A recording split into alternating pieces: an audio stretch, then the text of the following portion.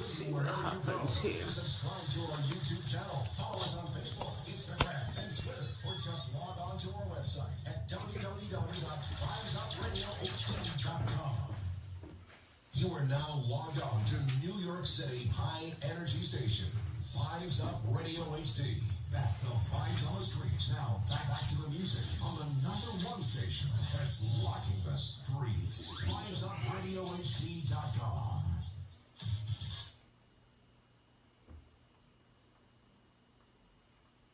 Check 1 2 1 2 1 2 1 2 1 2 1 2 1 2.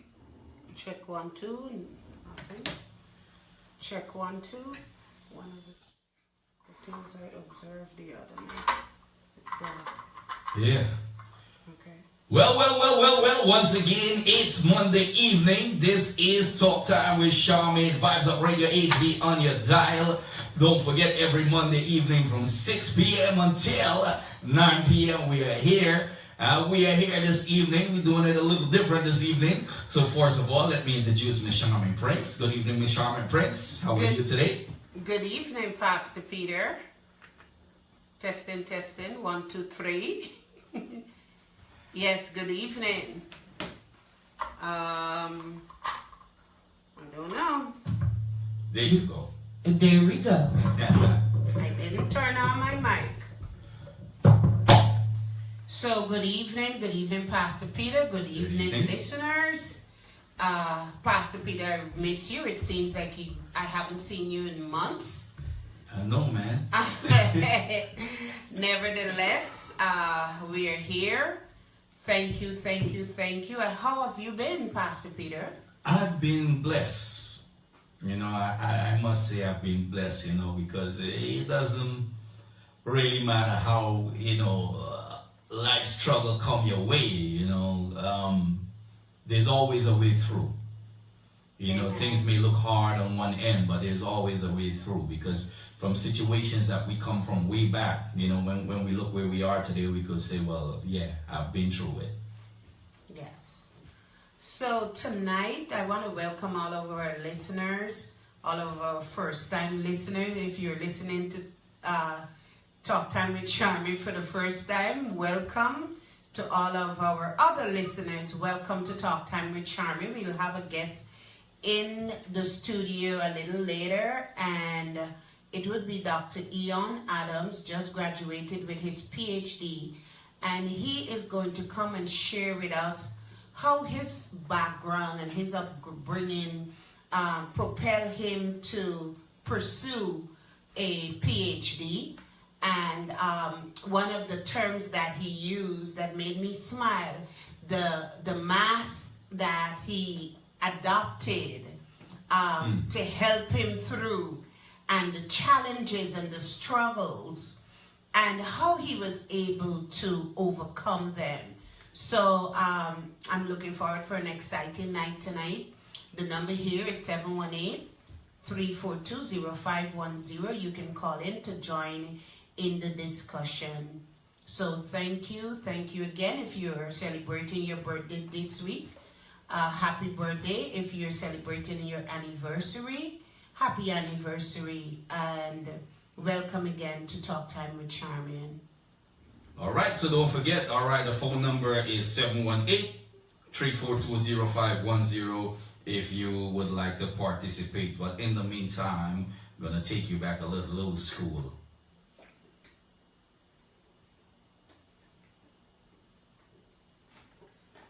I don't know what happened to the old school there. Maybe this school is too old. I'm thinking so. I'm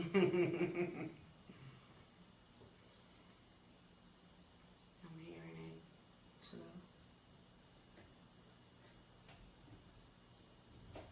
Go to commercial. Okay.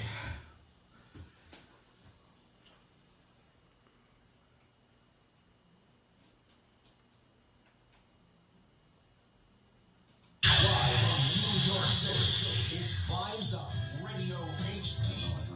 Sunday, Vibes Up Radio HD welcomes you all to our soul-to-soul and classic-only Sunday. Please don't forget about our Sunday cook-up pot, where you can call us up and let us know what you're cooking. We start our day off with Sunday morning gospel.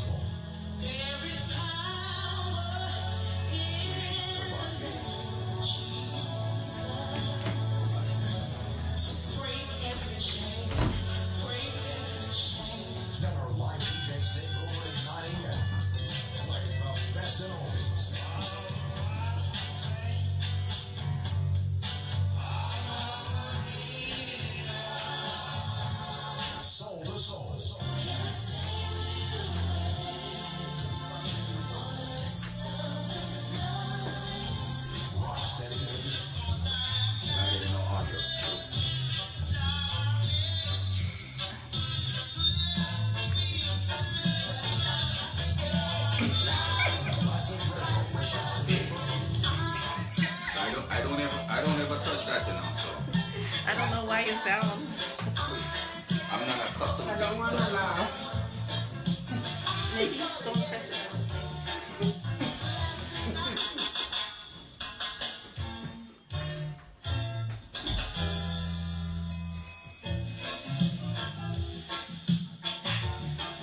Well, she got big, don't touch it.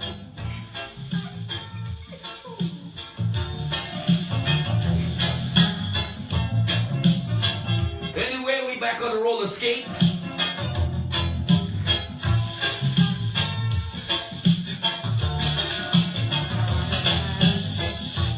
Out in the corner with my roller skates, yeah. Having fun with the girls, says I'm feeling great. Oh, the dark of the night, street lamps glow. Yeah, Sharmin, taking you back. My radio.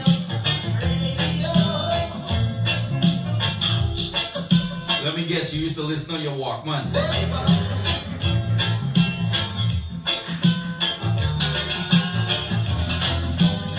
Out comes this guy in his flashy car. His thoughts are closing down. Feel it in my arms, said he lost his way. Never heard a word he said. To find some street, said he wanted instructions. So I turned down the music to find out directions. Guess what? I jumped on and I stuck my head in, smashed and grabbed my radio.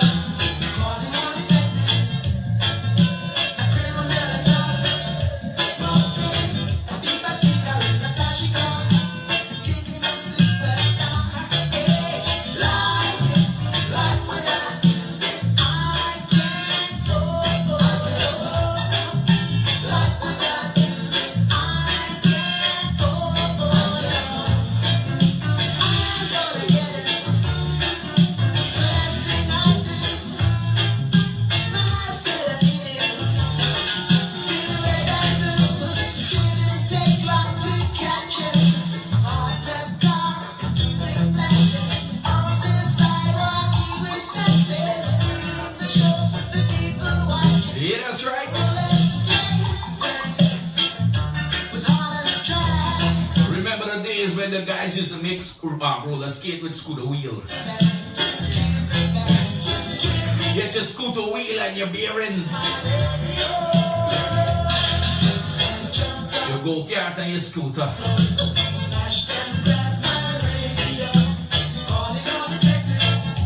Tell that the criminal adult, smoking a big fat cigar in a flashy car, taking some superstar. Hey, life without music, I can't go. Life without music, I can't go. Jumped up, I'm gonna get it. Smashed and grabbed. The last thing I do, can't get away. Right down the day. Smashed and grabbed. Can't get away. Hi, Abby. Good afternoon, Abby.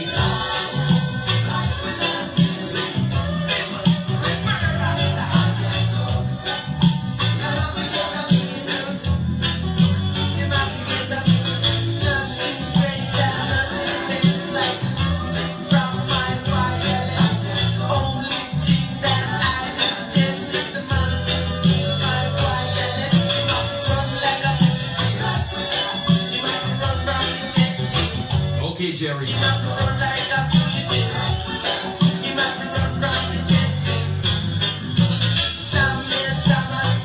Yeah, taking you back when we used to enjoy music in the good old days.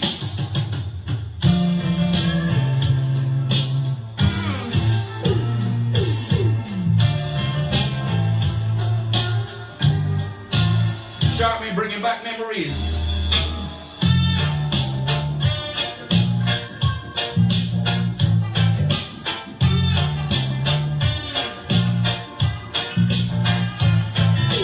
Every time you leave, the public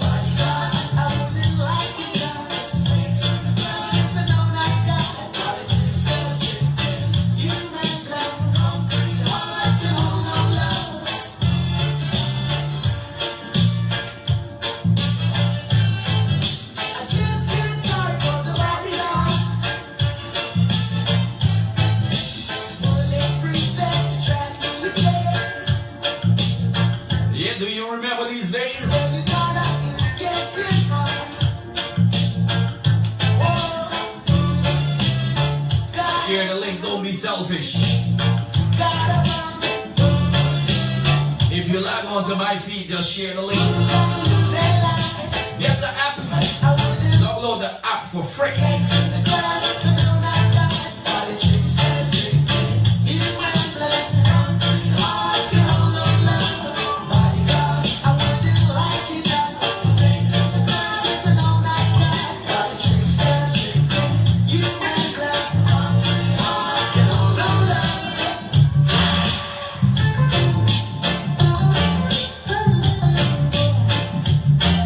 Yeah, that's right. Sharmin, I think we're gonna keep it this way this evening. Yeah. You like that? Yeah.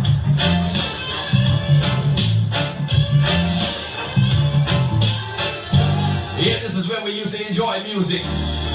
Tell them talk time with Sharmin, you can enjoy the music again. I just can't sorry everybody got.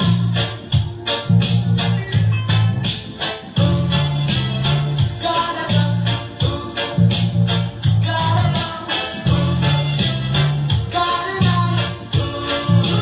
lose their life. Bodyguard, I won't Thank you, Miss Harrison, for sharing the link. dance in the grass, no not God. Body drinks just drinking. You make that hard, come on now, love. I wouldn't like you now. Snakes in the grass, it's a no not God. Body drinks just drinking. You make that hard, come on now, love. What you call your president? Heads up, government. Yeah, that's right. Right now on the airways, talk time with Sharmin, only on Vibes Up Radio HD. You're gonna get these kind of music.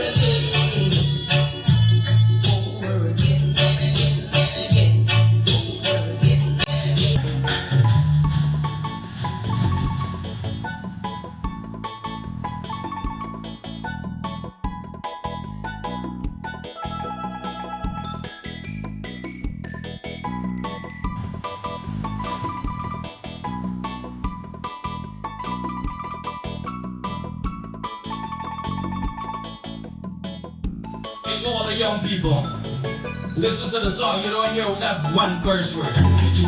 You don't hear nothing derogatory.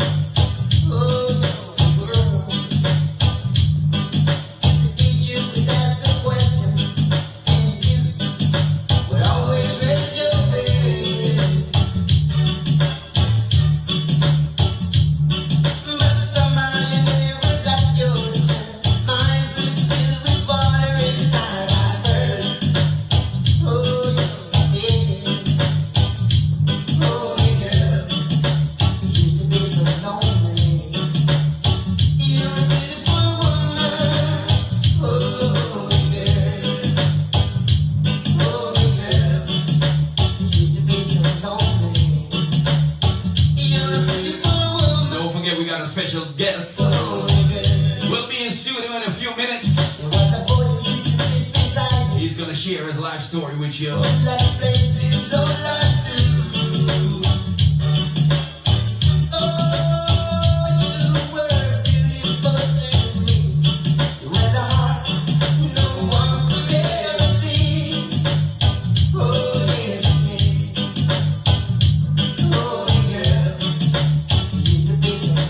Sharmin, is this like a brokenness to victory story?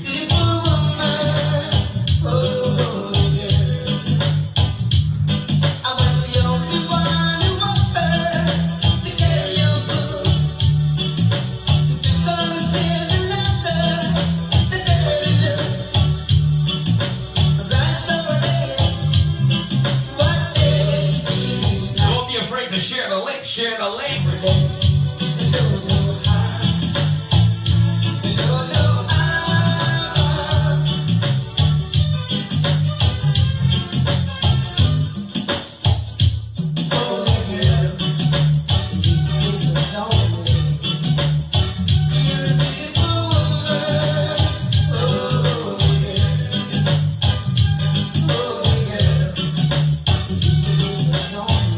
Listen, Mr. Rock.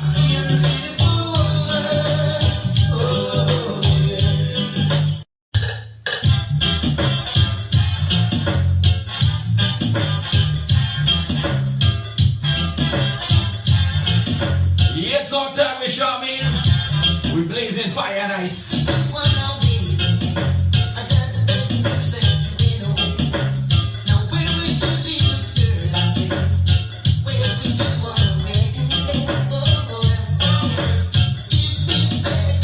Boy, I tell you, they got some wicked girls out there, you know. They're wicked, they're wicked, they're wicked.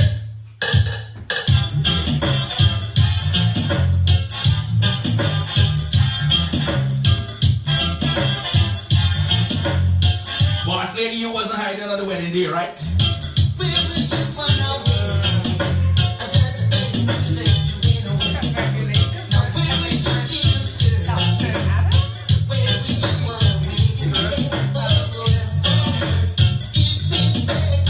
I tell you, I'm glad I didn't have to take back my ring. Big up to my wifey.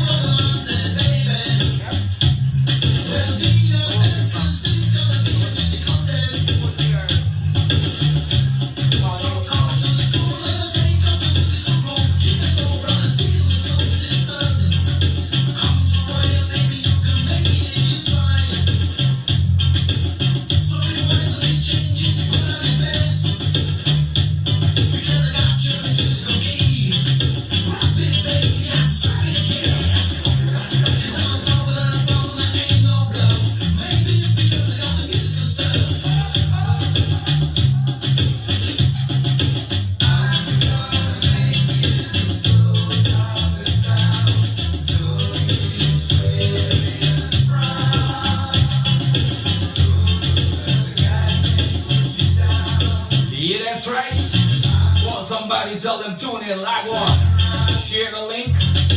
Talk time with Sharmin. Vibes Up Radio AG at the dial.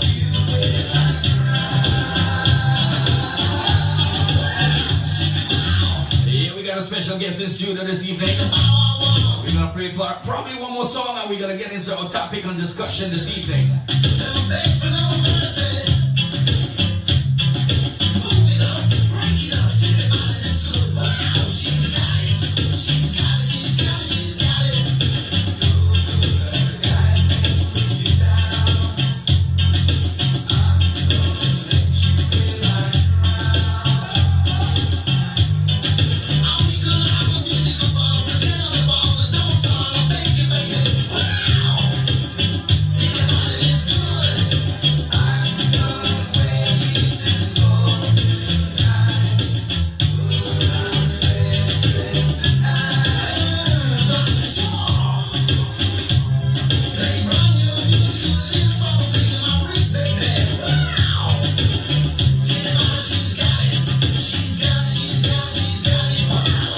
That's right, once again, talk time with Sharmin, Mr. Rock. I want to say congratulations to the new addition, to you and the family.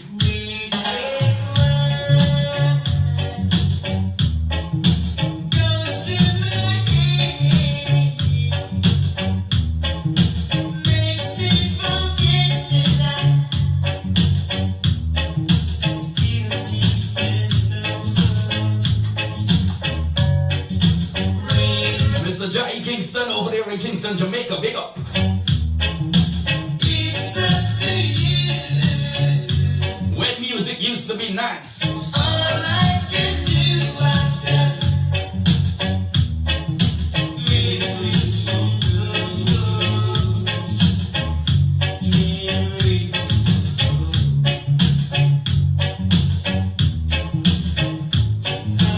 from good. Yeah, I tell you today we're keeping it foundational and cultural.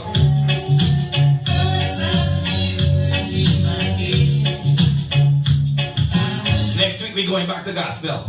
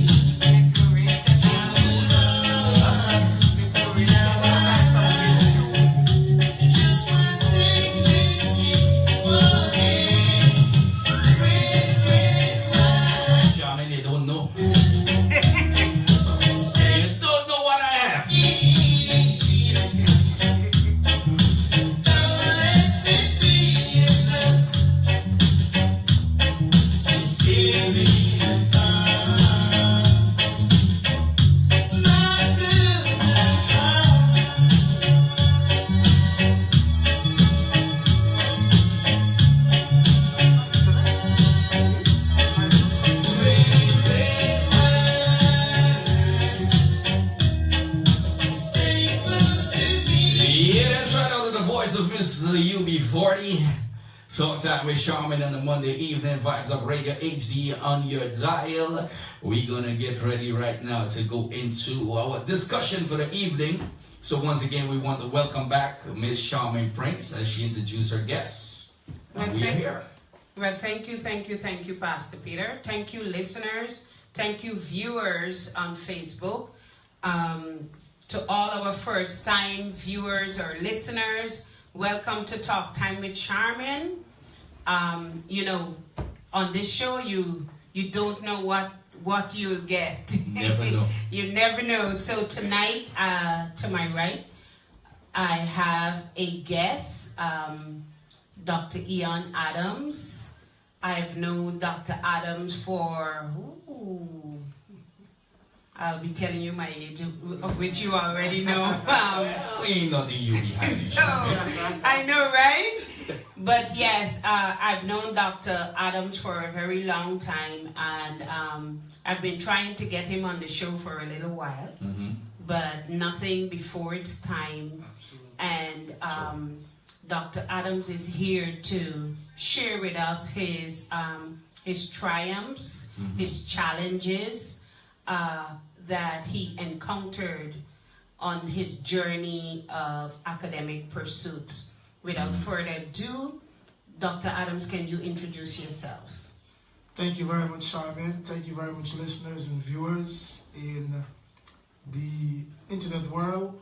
My name is newly acquired Dr. Ian Adams. I'm from Guyana. I've been in the United States now for in excess of 25 years, and I've known Sharmin in excess of 40 years, I think. Or close to 40 years. Close to, Yes. We attended South Georgetown Secondary School together. For those who may or may not know, that's the high school on Princess Street. In the Baron Grove. In the Baron Grove. Yes. So I'm here to discuss with Sharmin. As I said, I recently completed my academic studies and was awarded my work helped me to acquire a PhD in public safety. So we're here to discuss some of the challenges in route to that PhD and the successes. And so listen in and you'll have a great journey. So, before the PhD, even before migration to the United States, I remembered, like, while I was thinking about the show, I remembered, because I went to South Georgetown for the first 3 years of high school, and I remembered you and your sister used to be two of the first people to leave school in the afternoon and head through Cemetery Road. Because, I mean, among my little group, we used to race to see who first would get to Cemetery Road. And you and your sister would always be there. It's like after school, you guys just shot out of the school and headed up Princess Street. And in my head, this morning I was thinking about it. I'm like, I wonder if they had a curfew.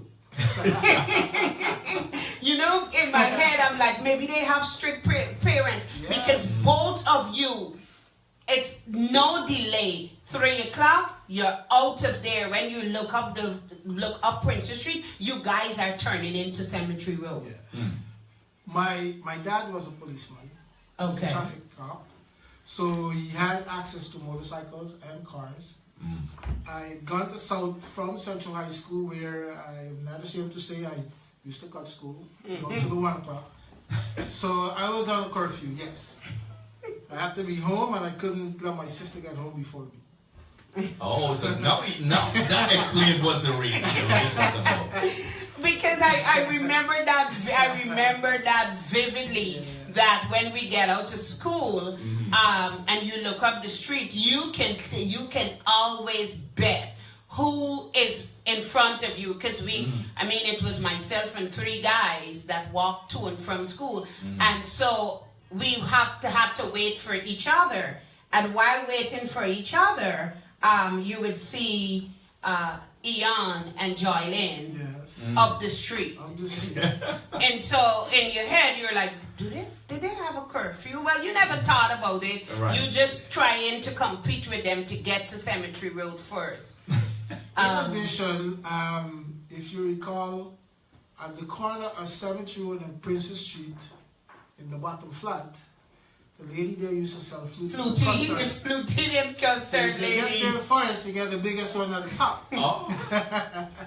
So it was many reasons. Many reasons, yes. Yeah, and I used to have to get home because my sister and I used to go to the Venezuelan Culture Center for Spanish lessons. Yeah, I remember that. Much to my dislike, because I ran Me too. soccer. So we used to have to get home, change, and then head out back to get to lessons. I used to go there, I think, Tuesdays and Thursdays. Yes, twice a week. Yeah, Tuesdays and Thursdays. And if you ask me to have a partial conversation in Spanish, I can't do that. You know? All these, I remember that. So, yeah. Yeah, thank you so much.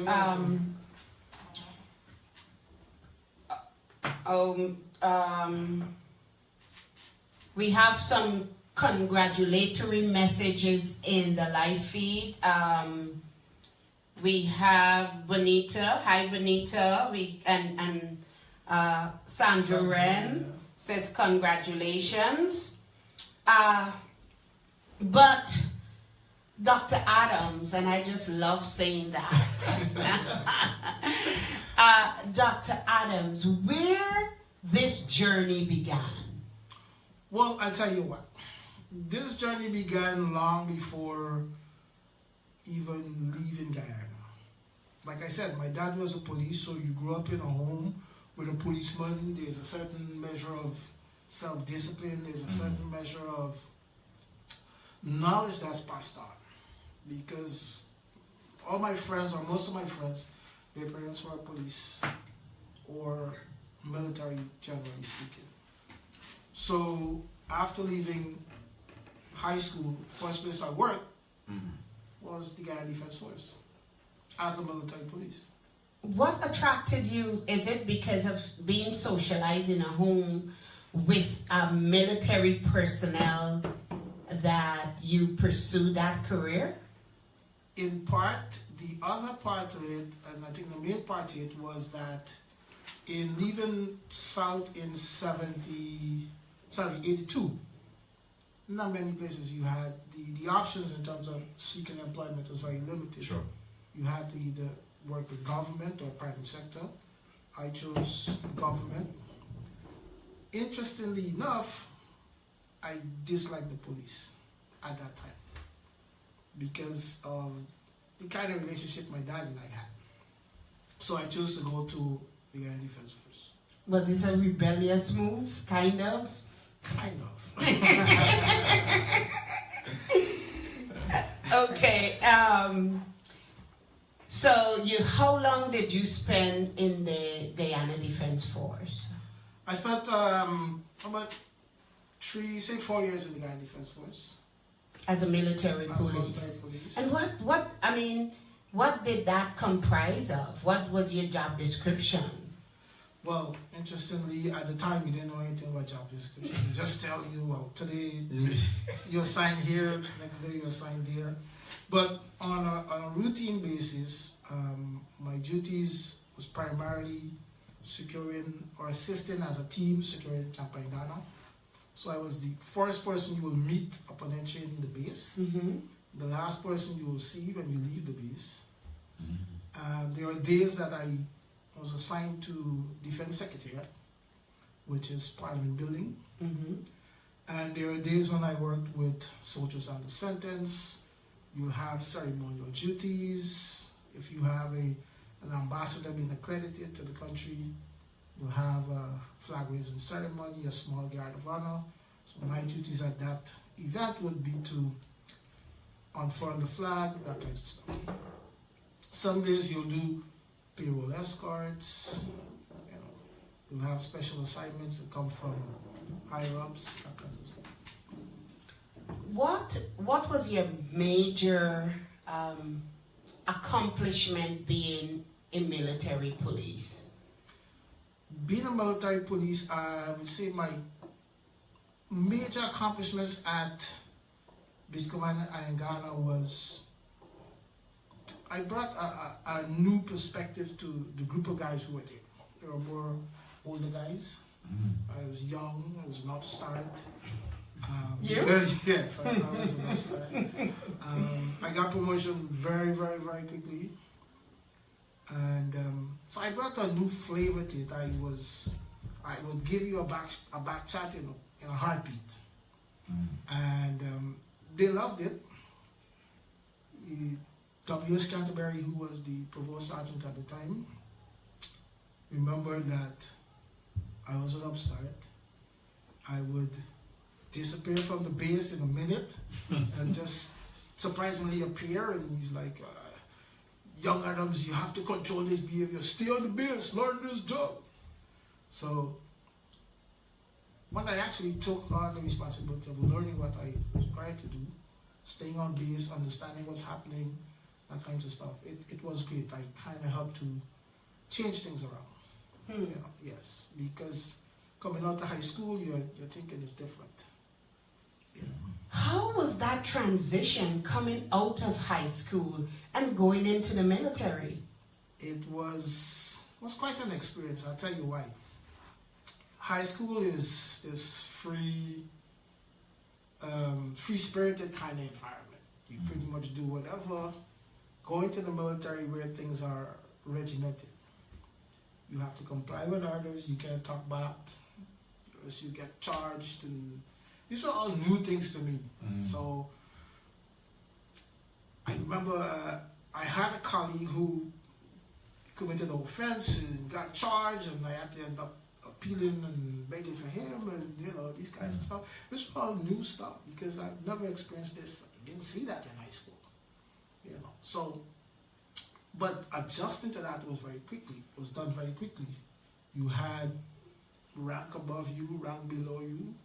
At 19 or 20, I was already a lance corporal. I was giving instructions to people older than me and my age, you know, who could have been my father and all these kinds of stuff.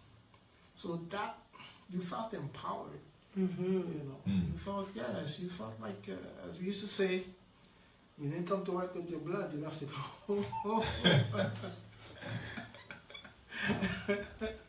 You know, but it was empowering. Great. Yeah.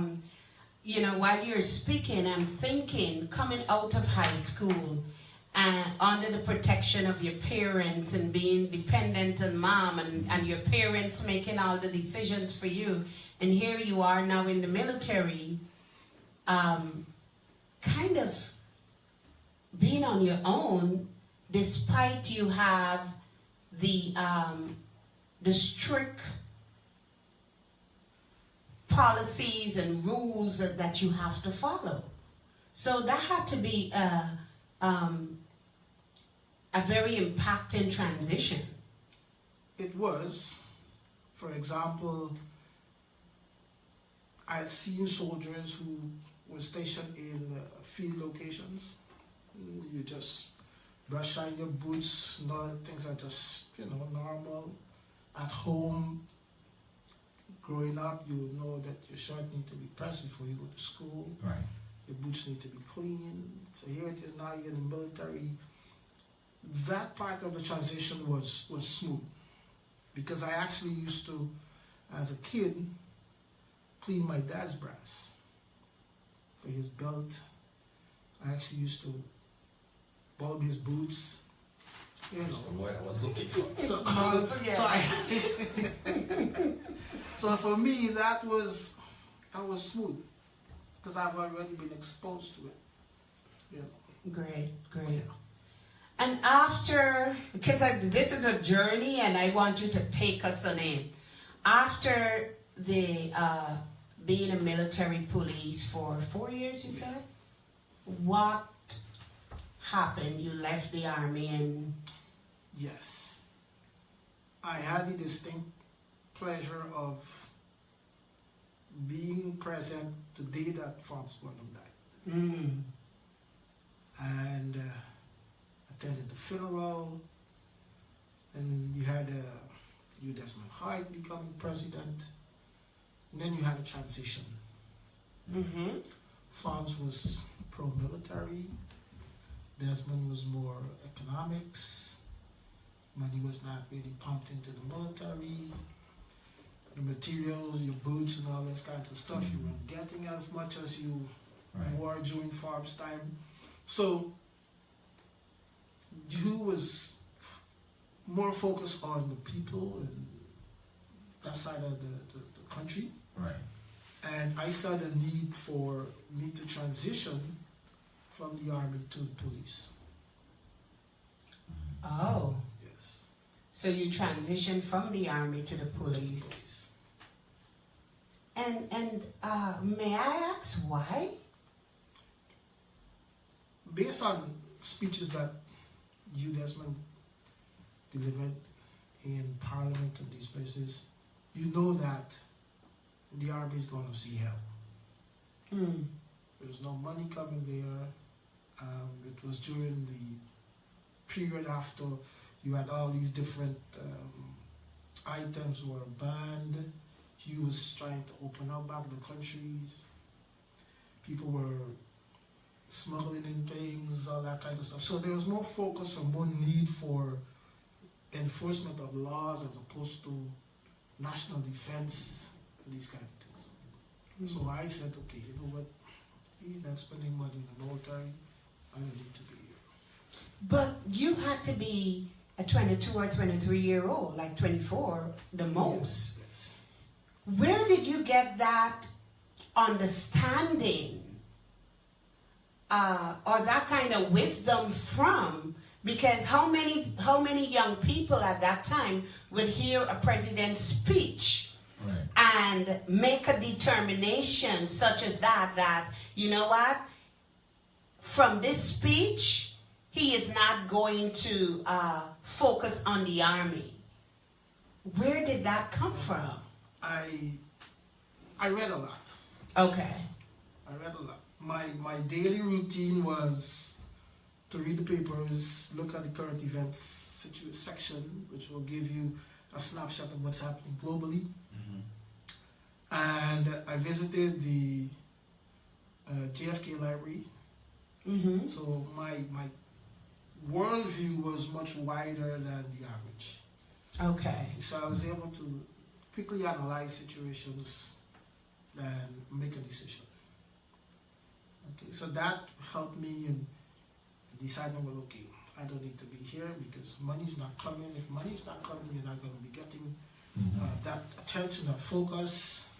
Time to transition. That's remarkable and exceptional, especially for a young adult, to actually make that correlation and back it up with a move that is more beneficial to you. So, you know, that was great. What did you do in the police force? Well, You sure want to hear that answer? the police was interesting because, okay, I had to go to training school because now you have to be exposed to thinking as a police and have to be trained and you have to understand powers of arrest and laws and all these kind of things, evidence and that kind of stuff. So you have to go to training school. To my surprise, coming from the army into the police, there was a big shift. 1, 2, it was the police personnel had this dislike for soldiers. Yeah, that was something was going on. Yes, they had a dislike for soldiers. Even though 2 of my trainers were ex-soldiers. Okay. Yes, they were ex-soldiers, but because now they were police. Police have powers of arrest.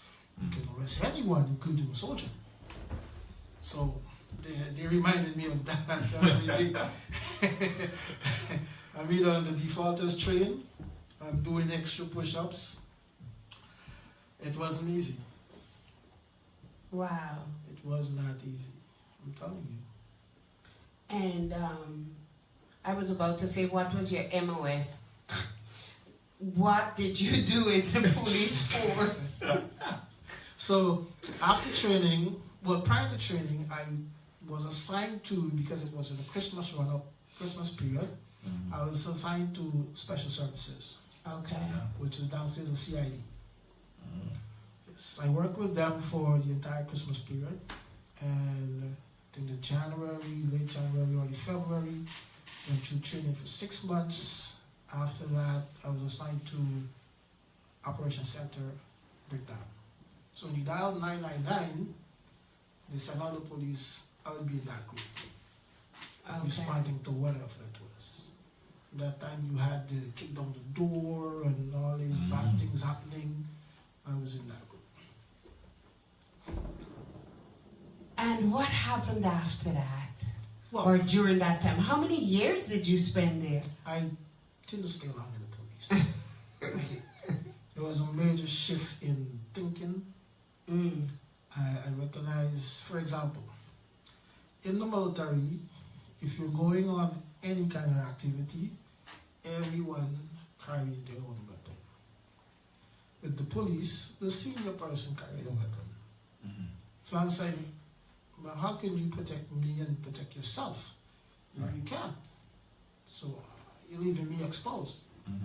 So that was one. Two, the thinking, because again, as a police, you started to think about crime and all the different things that are happening. You're looking at movies, you're seeing advances, but the first is stationary. Okay. Then you had this wave of, this economic wave in Guyana, where money was the issue. Yep. PGS came around, transition again. Because PGS was paying double what they were paying police. And what is PGS? PGS was the Professional Guard Services, operated by an American. They had the prime contracts in Guyana, which were diplomatic contracts, and some businesses, banks, that kind of stuff. Yep. They They used to had wear the the- green. Huh? They used to wear the green, like a green. No, that was GB. They used to wear the brown and cream. Oh yeah. Okay. Yeah. They had a response, mobile response. They had an ambulance service. Presence was everywhere. Okay, the police used to actually say, give me a ride to this incident and that kind of stuff. So I transitioned. Okay. I remember those days, man, when police force, they gotta come and flag down somebody and beg for a ride to go to a crime scene or an incident happened. Yes. Wow. And how long did you stay with PGS? With PGS, I spent 4 years. So Okay. I went into PGS based on academics and experience in military and police. I was appointed a lieutenant, so I'm now an officer. Guys saluting and all this kind of stuff. And I was assigned a zone, so you had different zones for the shift. So you had 4 companies, A, B, C, D, and you had zones and all that kind of stuff. So I had a big zone, the main zone, Zone 1, which is the Water Street, Lamaha Street, all the way down to Vicinton Road, Brick Dam, and a huge zone. So you'll visit guards at night, they have radios, and they'll check in, and all that kinds of stuff. So is it safe to say that you had almost close to 10 years of military And life? Yes, yes. How has that changed your thinking and propelled you to where you are today? Good question. So after I left PGS, I migrated to the United States. Because in Ghana, security is not a very big, it's not viewed the way it is viewed in the United States. So coming to the United States now, then I fully captured and understand how security is viewed in this country. It is much larger, much greater than it is viewed in Ghana. So when I got to the US, I couldn't get in to the industries I wanted to get into. So for 7 years, I was actually self-employed as an independent contractor in transportation. Meaning that I was a taxi driver. I like that. Good. Don't break it down, man. No. Let's give it that diplomatic title. What were you? 7 years you 7 were. years. I was an independent contractor, independent transportation contractor. And guys, you know the interpretation of that. So you were a taxi driver for 7 years after coming to the United States and having an extensive military and paramilitary background. Certainly. Wow. Which aided me well because I work mostly at nights. I love driving at nights. And I can quickly look at someone and assess whether or not I need to pick you up or leave you alone.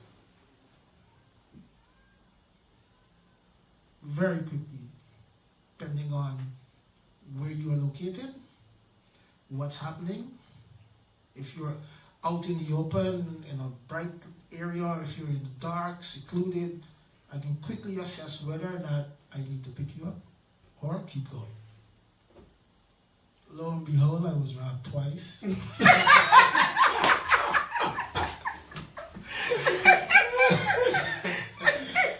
So, despite your hypervigilance, you were still robbed twice. I'm waiting patiently to hear where is it going now. Okay. I was robbed twice.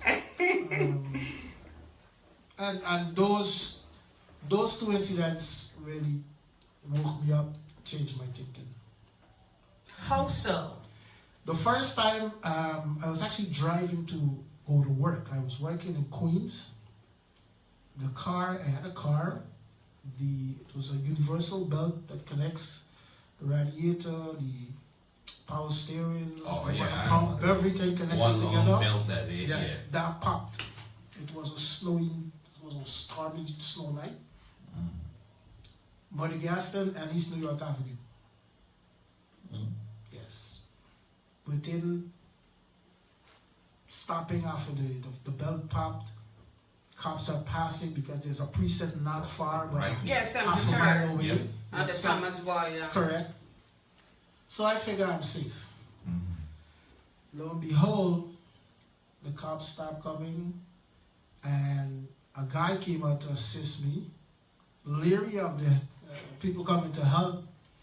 I'm still, conscious of my surroundings, and before you know it, another guy came out of a building with a Tech-9 and took me from there. The two of them took me into a building. I mean, I didn't have anything. I had one gold ring that I had from Guyana. The ring wouldn't come off. The guy pulled out a knife to cut my finger off. I'm like, no, I got it. So I'll give it to you. So I took it off, give it to him, and was held there for about a half an hour. They left. I came out, saw cops, reported the matter. The cops told me, okay, leave the car, we'll take you home. I came back the next day, got the car, fixed it. And the second incident was, I was actually driving taxi. Yes. Picked up a guy, Utica and Church. He was going to 96 in Church. And for $2 extra, he said, drop me over to Kings Highway and 96. That's the guy that's going around. Seat belt, everything on. So the guy grabbed the seat belt, locked me down in the seat. Okay? Pull it. The guy had it, we know cutlass. The guy said, just pass over everything.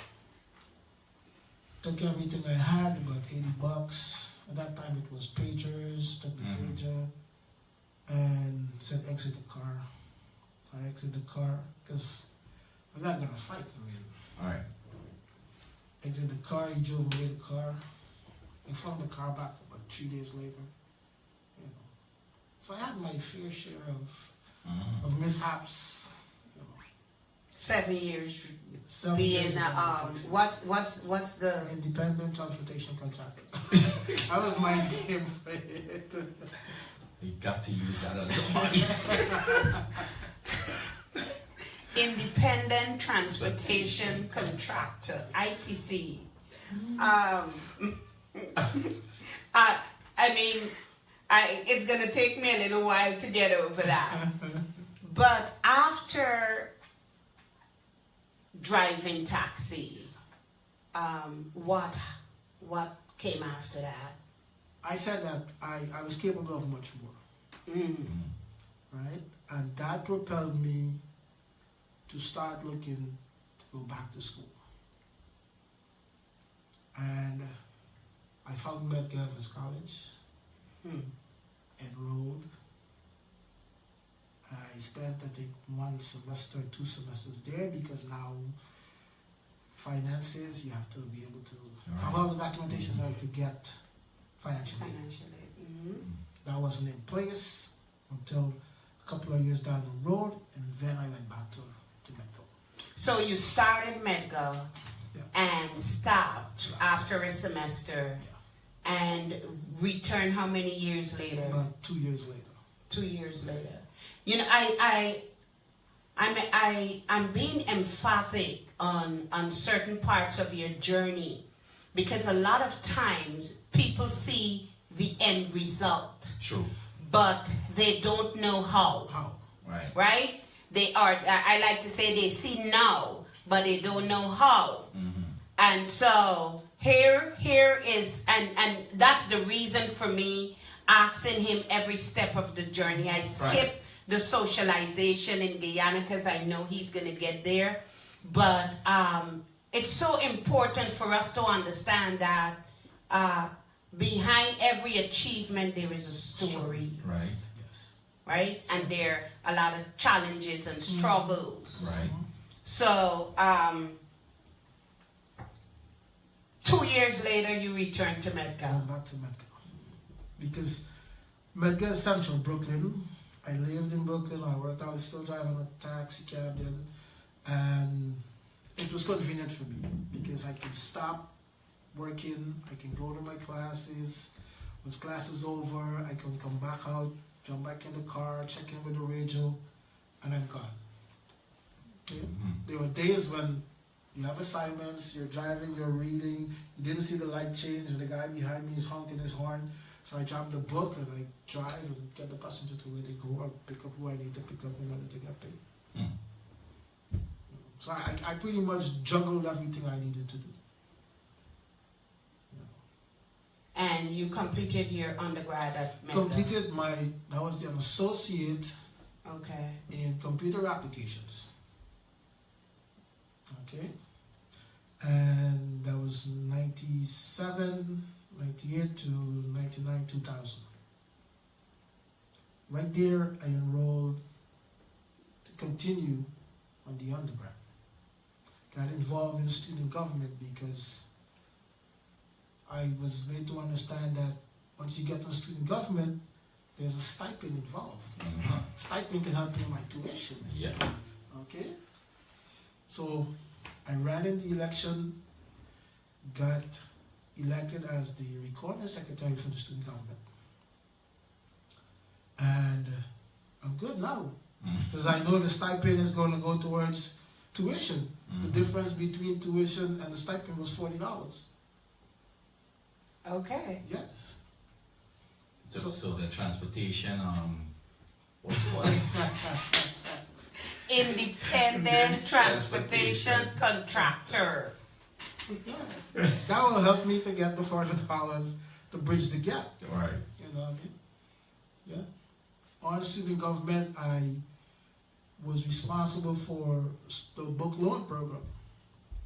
So all the books that they had to lend to students, I had first shot because I'm running the program. Right. So I can get my books there. I don't need to buy. I just buy whatever I need to buy. You know. Then I got the current job. I started to work where I work. During your undergrad. During the undergrad. And where do you work? I now work at the United Nations. Okay, so let me recap the journey. Yeah. Guyana Defense Force, Guyana Police Force, PGS. Correct. independent transportation contractor, Mm-hmm. student, Yes. United That's Nations. it. Sounds like quite a journey to me. Quite a journey, transitions, changing of a lot of social hats. You know. But well, you know the main thing too, Sharmin. I hope the listeners is getting. They're not just getting where he at now, but they're getting where he really came from and the journey that he took to get there. You know, because sometimes you might just tune in and they just catch this part. You know, Yeah. oh yeah, he's the what do you call it? United Nations. Yeah. That's why I actually reiterated the journey, Mm-hmm. you know, from military to paramilitary, and then the independent contracting, and leaving all of that and deciding to pursue a degree or to follow to pursue academics. But how did that happen? The two are two different worlds. Absolutely. How did you go from independent transportation contractor to one day wake up, you know, I'm gonna go get a degree? I was tired of taxi driving. I was just tired because I drove for 12 to 15 hours every day, 7 days a week. At first it was interesting, then it became addictive, then it became tiresome. If I took a day off, it would be good, but then I missed the road. I had freedom on the road. Mm-hmm. Then you're sitting there for 12 hours, 15 hours. My back started to hurt. Because I'm sitting in a car, I'm just driving, I'll grab a snack or something. I'll eat when I get home. I love to work the night shift because the later it gets, less traffic on the road, the harder I can drive. Okay? Yes, you have to look out for the bandits out there. The cops really don't bother you, just worry about TLC up to midnight. After midnight, you don't have to bother with TLC no more. But I was just tired of it. But what makes you different from the average taxi driver who has been doing that all their lives? What was that intrinsic motivation that propel you that I have more in me than being an independent transportation contractor?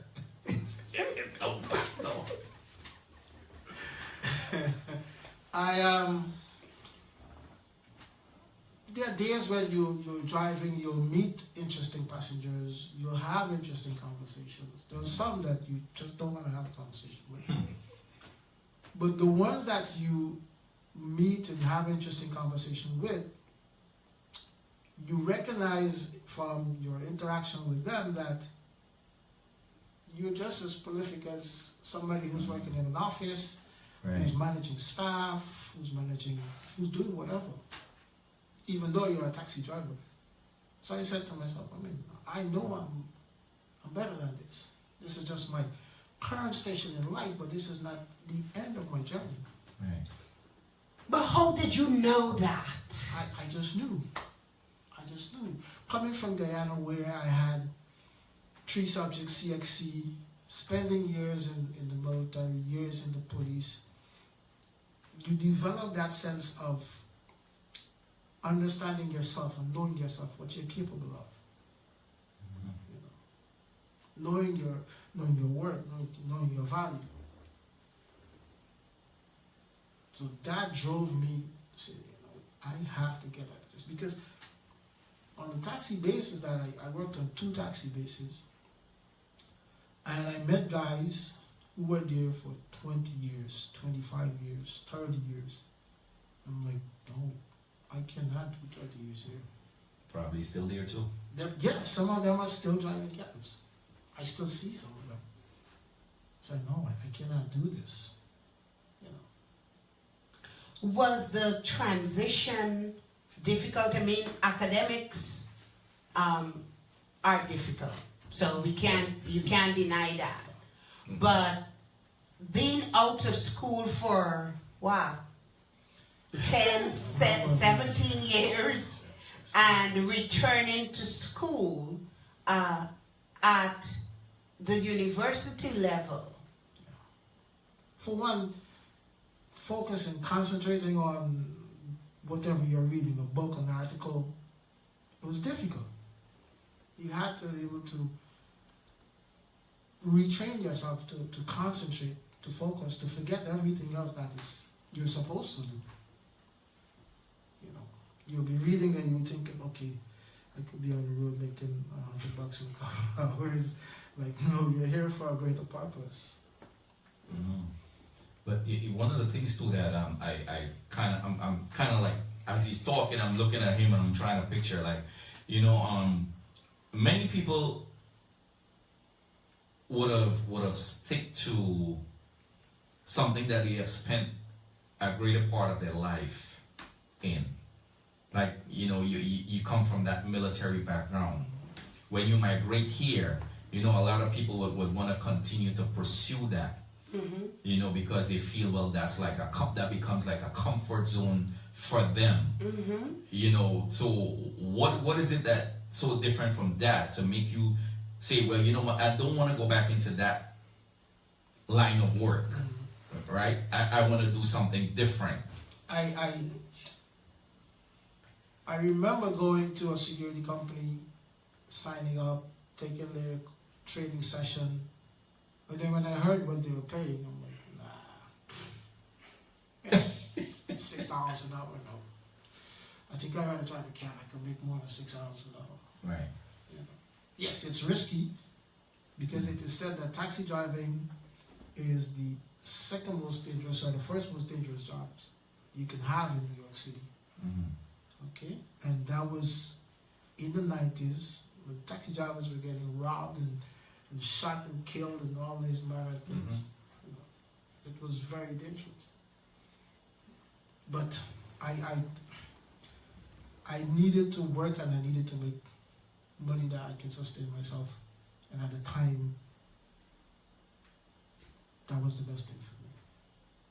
Even though eventually I did merge because after completing the associate degree and carrying on to the undergrad, I merged what I'd learned in the associate program, which is the computers work, Right. with what I knew in criminal justice. I merged the two and created my own degree by going to QDBA. Mm-hmm. I know someone that did that too. Yeah. And I never knew about it, this, again, because of student government. Right. I was exposed to that, and that's how I created my own degree and won scholarships on it too. Uh-huh. Yes. I got 2 scholarships. Listeners, viewers, the number here is 718-342. Sorry, I got 342-0510 again, 718-342-0510. You can call, you can talk to Dr. Adams, you can ask him questions. You might be in a job or in a position and you think that, you know, that's it. I'm sure if you just joined us, just let me reiterate, we are still at the undergrad level, but Dr. Adams started with the Guyana Defense Force, went to the Guyana Police Force, then he went to the paramilitary PGS, private security, then migrated to the U.S. and became an independent transportation contractor, and then headed to to Medgar Evers College. What a journey. Indeed. And so, Pastor Peter, why are you scratching your head? Sharmin, one of the interesting things though, you know, because they have like so many people that come from our culture, right? They're gonna look at it and they're gonna be like, bye, me too old for this. Me got time for weeks to go to no school and to go do this and to go do that. But that's all I'm saying. If you don't mind to share, like, you know, when you decided to leave the transportation industry to go to school, around what age were you? I was in my 30s. You see what I'm saying? Yes. So because I know for sure a lot of people in their 30s, even in the late 20s, gonna be like, man, I finished school XYZ time ago, and I don't think I need to go back there. But now when you're hearing this man's story, and you can look at it and you can see, well, wow, what a journey. If he can do that, I can do that too. So it's not too late for you listeners. It's just an encouragement for you out there. All right, so don't be afraid to call. 718-342-0510 is the number. That's 718-342-0510. And if I may add, it's interesting that you brought that up, because I've severed relationships with a friend of mine, an elderly guy. He's a mechanic. He worked on my car for quite some time. And a few years ago, I went to him to have my car inspected, and he was aware that I'm going to school and doing a PhD, and he said to me, he said, big man like you still go to school, where? I said, you're a mechanic, right? He said, yes. I said, did you go to school to be a mechanic? He refused to answer.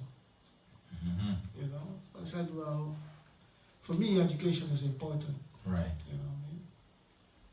That's my part to what I want to be.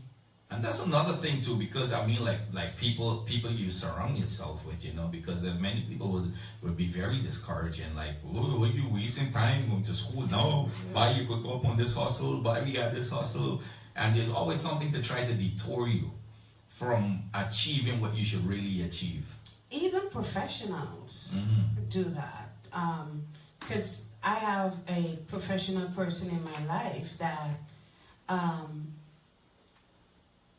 is telling me that I made a mistake with pursuing the PhD. I have more of a social worker flair or a mental health counselor, and it's actually encouraging me to quit at this stage and pursue a mental health degree. So it might not just be your friends. Right. It might be other people in your life that can try to detour you. And you have to stay strong. You have to stay strong. But don't, why you letting us skip? No, we're not skipping. Okay. That was just That was just a little throw in. So, let's say some of our listeners that are out there, Dr. Adams, they're listening to us and they'll be like, man, I'm making that money and I can't see myself going back to school. The reason that I asked the question that, why were you different than the other taxi drivers? Because there had to be something in you. Was it a dream, as a childhood dream? What was that intrinsic thing that pushed you and kept nudging at you that, you know, you're more than this? How did you know you were more than that, being a taxi driver? I'm sorry, being an independent transportation contractor. I think I should patent down. I think you should patent that word, honestly. Because I don't know if you realize that it took me a few minutes to say, What did you say? Yeah. I just know. I just had this inner drive, this deep down feeling that this is not your station in life, and my internal locus of control just keep talking to me and pushing me and saying, "Hey, you gotta keep going." You know, yes, and if you remember Maslow's theory, hierarchy of needs, when I look at that, it speaks so much to me. On the base, I needed to meet the most basic needs, and I did what was necessary for me to reach that. But then I did not stay there. Okay, I said, okay, yes, I have my basic needs. Okay, I need to elevate myself, keep pushing, keep moving, because my dad and my mom brought us up understanding that education is the keys to a successful life. Right. Okay? So you can never be overeducated. Because at some point, what you've acquired, the knowledge and the qualification that you've acquired is needed somewhere. So, the key, that intrinsic thing, was planted during your primary socialization. So, you got away from your roots, You can say that. but your roots pulled you back. Because that's what I'm trying, I was trying to get, because a lot of time we stray, hey, present, and your mom, your parent says education is the key to success. My mother banged it in my head that Burnham has no place for an uneducated boy or girl. So, despite where I strayed, that was always there. The importance, despite she used the phrase that Burnham, as a president at the time, had no place for uneducated people. Right. My interpretation that in the world there is no place for uneducated people. So that was my root. So yours was in your primary socialization. And it is so important for parents that are listening, excuse me, to plant the seeds. Yeah. Because those seeds that are planted during socialization germinate. True. You may not see the fruit maybe in adolescence or in young adulthood, but the fruits eventually shows up.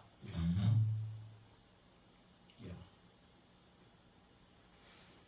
So 718-342-0510. Pastor Peter, take us for a break. Most definitely.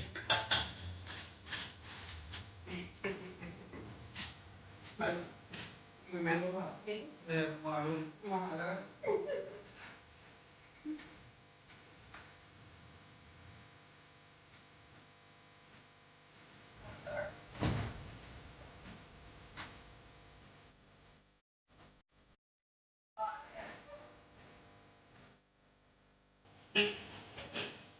Yeah, that's right.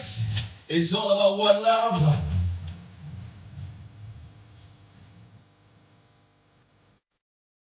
What's that, Sharmin? You don't have to settle for where you at. You can get somewhere higher.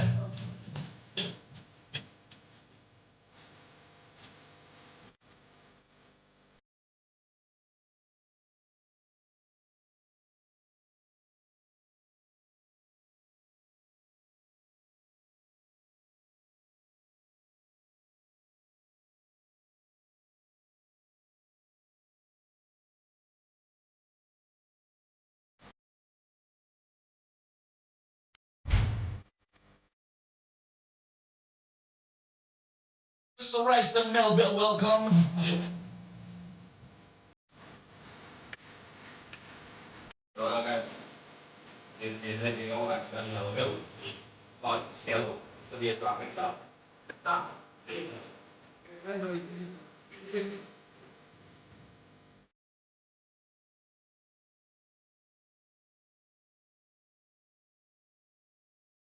Yeah, that's right. It's all about the love, all about the journey.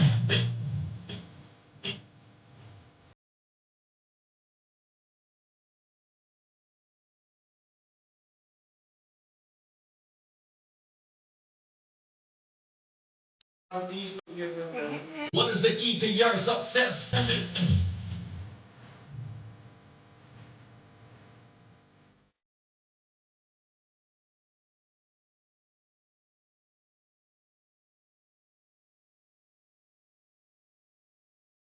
Yeah, that's right. Share the link, share the link. It's all about the love.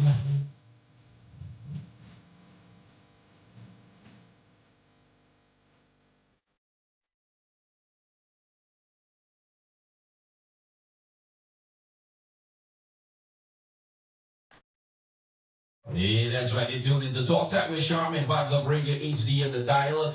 Hey, call somebody, tell somebody, get the app, get the app. Go to the App Store. You can download it for free. If you got TuneIn Radio on your device, your listening device, you can take us with you wherever you go. We are live on TuneIn Radio also. If you are on Facebook, on my feed, on Sharmin feed, or Dr. Adams feed, whoever feed you are on, you can drop your comments. Your comments are welcome. Your opinion are welcome. All right. So we get back to the discussion now, Ms. Sharmin. Call us at 718. You can call us, join the conversation, speak to Dr. Adams, ask him questions at 718-342-0510. Again, 718-342-0510. Let's go to the live feed and let's see what. Read a few comments. Read a few comments. Sharon James said, let me see. This is so important to implant the seeds of goodness and self-worth in our children as early as possible. It does manifest later in one way or another. I think our culture on a whole instill education as the key to success. Yes.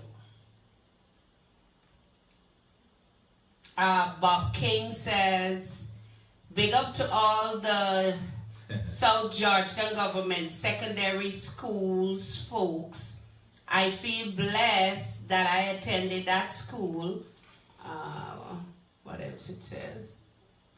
Lots of great fruits bear from that school. Yeah. Yes. So, and people used to look down at that school. Oh, you go to the school in the barren ground. You got great stories in it. Yes.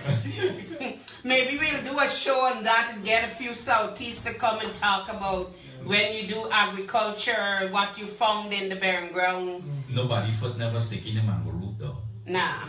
Okay. But we had good experiences in there. Let me see anyone else. We have a lot of people from South Georgetown on the live feed, and it's nice to see that you guys are supporting. Thank you. Thank you for joining. Let me take the time to say hello to my lovely and beautiful wife, Odin. Is she on? I haven't seen her here. Okay. But maybe she's on. Maybe she is. Yeah. Okay. Good night, Odin. Say hello to Samantha, the lovely, Lorraine, Tracy, all the way from Arkansas, Miss Thomas, Omar, my colleague from work, Benita, the operations director at GSC, Gang Action Committee. Not the airline. Andrea Perry, all the way in Jersey. Brian Aaron in, I think, Washington, D.C. Deborah West, my cousin, over in Queens. Sullivan Robertson, and Aline Marine in Jersey. Fitzroy Daniels. Do you remember Fitzroy Of Daniels? course. Gary Why didn't you Squires. put his title to his name? Yes, Dr. Fitzroy Thank you Daniels. very much. Yes. Gary Squires, who's my squaddy from Guyana Defense Force. We train on the same boot camp course, BRC 8301. Yeah. It's good to see these folks. Michael Cadogan, I think he's in Canada. Stephanie Godfrey, my colleague from the United Nations. Teresa Henry, a cousin.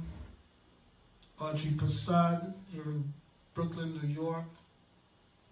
Maxine Graham, Assistant Commissioner Maxine Graham, is my squad. Wow. Yes, from the Guyana Police Force. We Wow. were on guard duty together. Wow. Yes. I left and did other things. She remained. She's now an assistant. She's actually the only female assistant commissioner in the Guyana Police Force at present. Wow.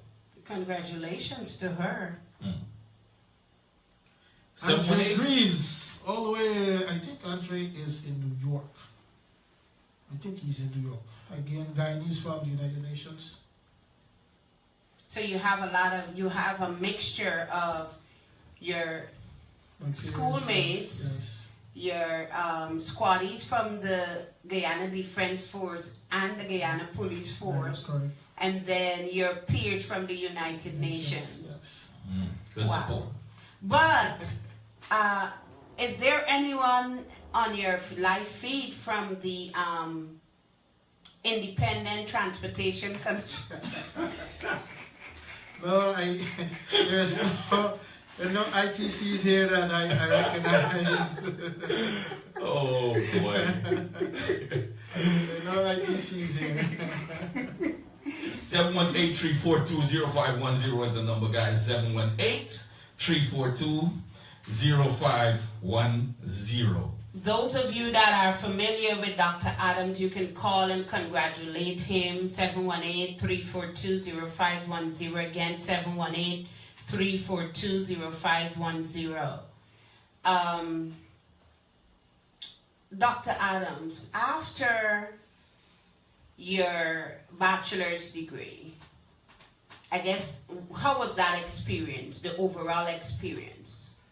It was great because it allowed me the opportunity to be innovative, because in the QDBA program, you're designing your own degree. So you're combining classes, you're selecting the approach that needs to be adopted. You're pretty much managing and putting your stuff together. So it gives you that flexibility. Okay, so that was pretty great. And given the application side that I was working on, the computer application side, and integrating this with criminal justice, because at that time, many of the technologies that the police are using today was not around. I remember speaking with a friend of mine who we were both at Medgar.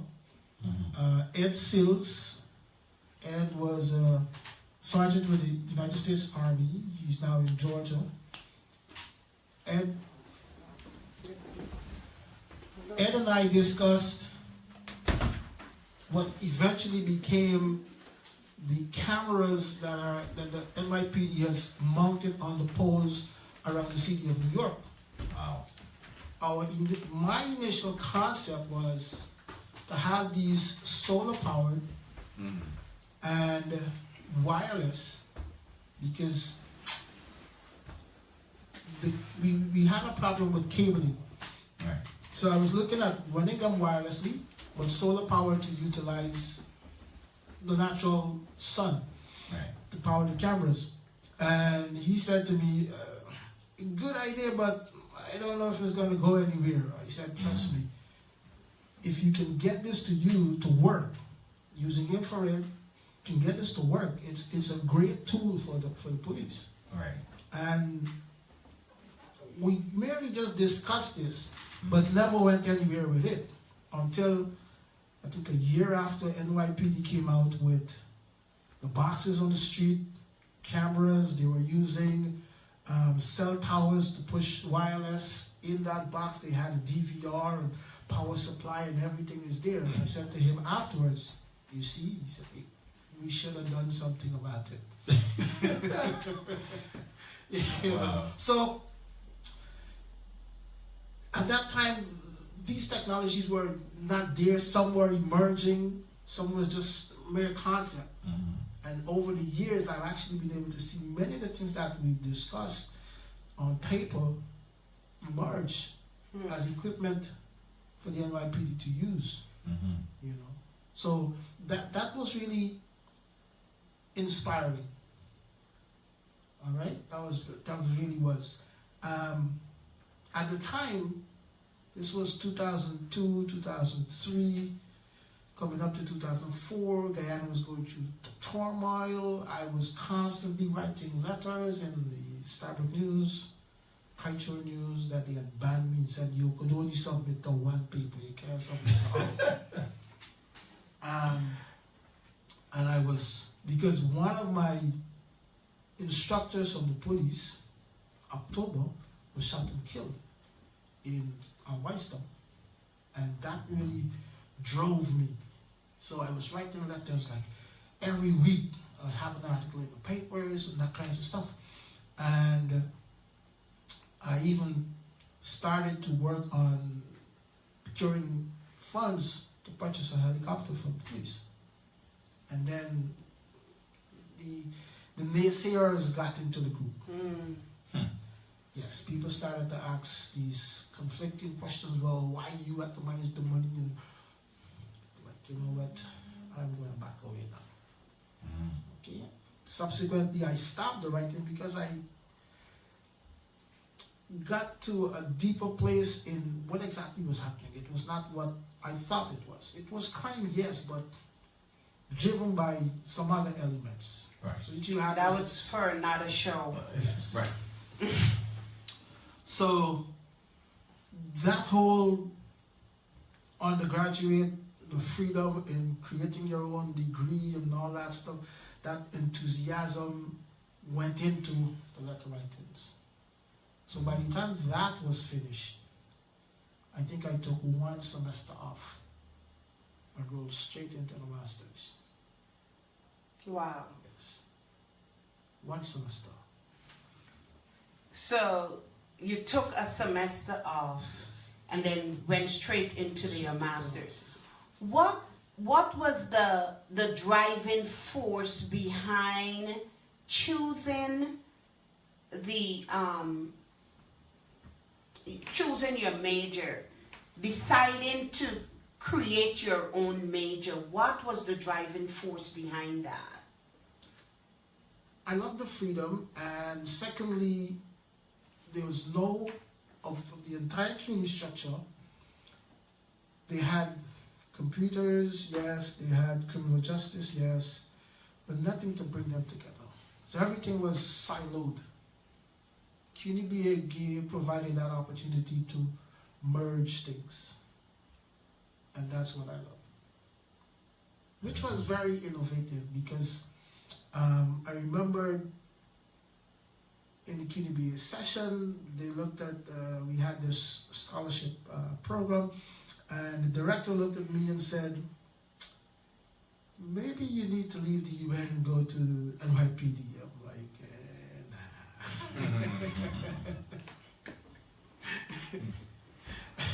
But I just love that freedom. I mean, that you can put concepts together and take it where you want it to go. Yeah. So when you decided to pursue your master's degree, what was your major? Criminal Justice Administration. Criminal Justice Administration. Okay. Yeah.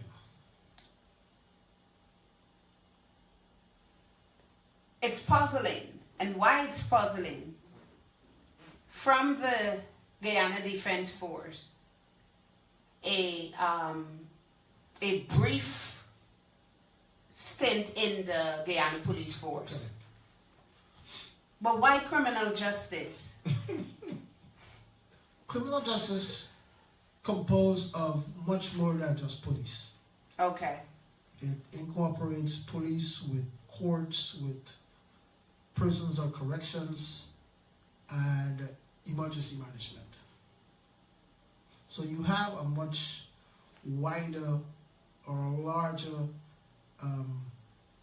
involvement in the emergency services, so to speak. Mm-hmm. Okay?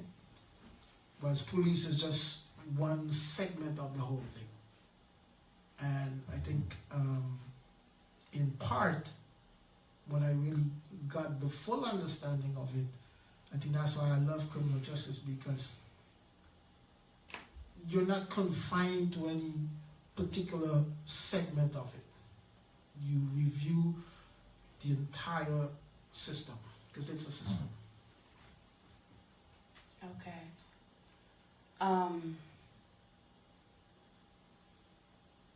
When you decided to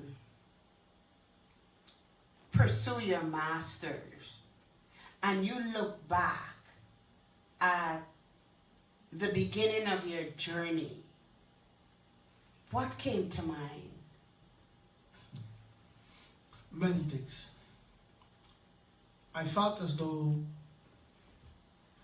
despite starting where I started, I felt like I'm on the right course now. I felt as though the experiences that I had prior were preparing me for where I'm pursuing now, or what I'm pursuing. And it was as if you have people taking paths to a destination, but we all don't travel take the same route. Mm-hmm. We take different, different tracks to get to the same destination. So I felt as though mine was uniquely ordained for me, so to speak. Yes. What in those,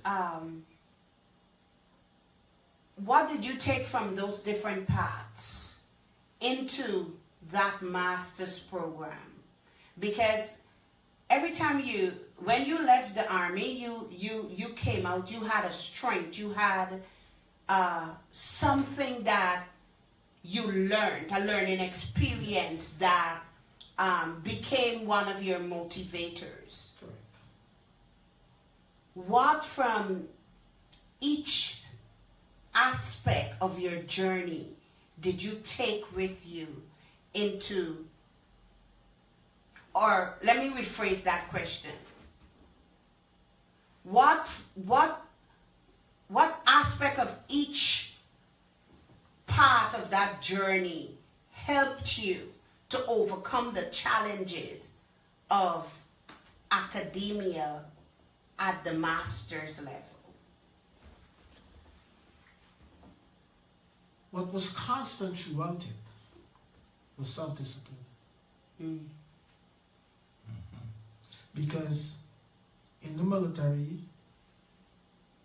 police, and private security, because it was a uniform private security, they teach self-discipline. You have to be disciplined, or you should be disciplined. Academia requires a different type of self-discipline, because you have deadlines that you need to meet.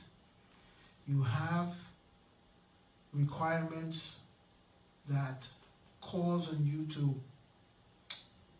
reach down in the deeper parts of you and foster up that courage, foster up that self-control to be able to sit down and write a 10-page, a 15-page, a 20-page article and submit it. And if it is not right, your professor scratch it up, you have to go back and do it over again. Okay? So you should be disciplined. Okay? You have to be organized. because you have to have your thoughts in a logical, consistent way.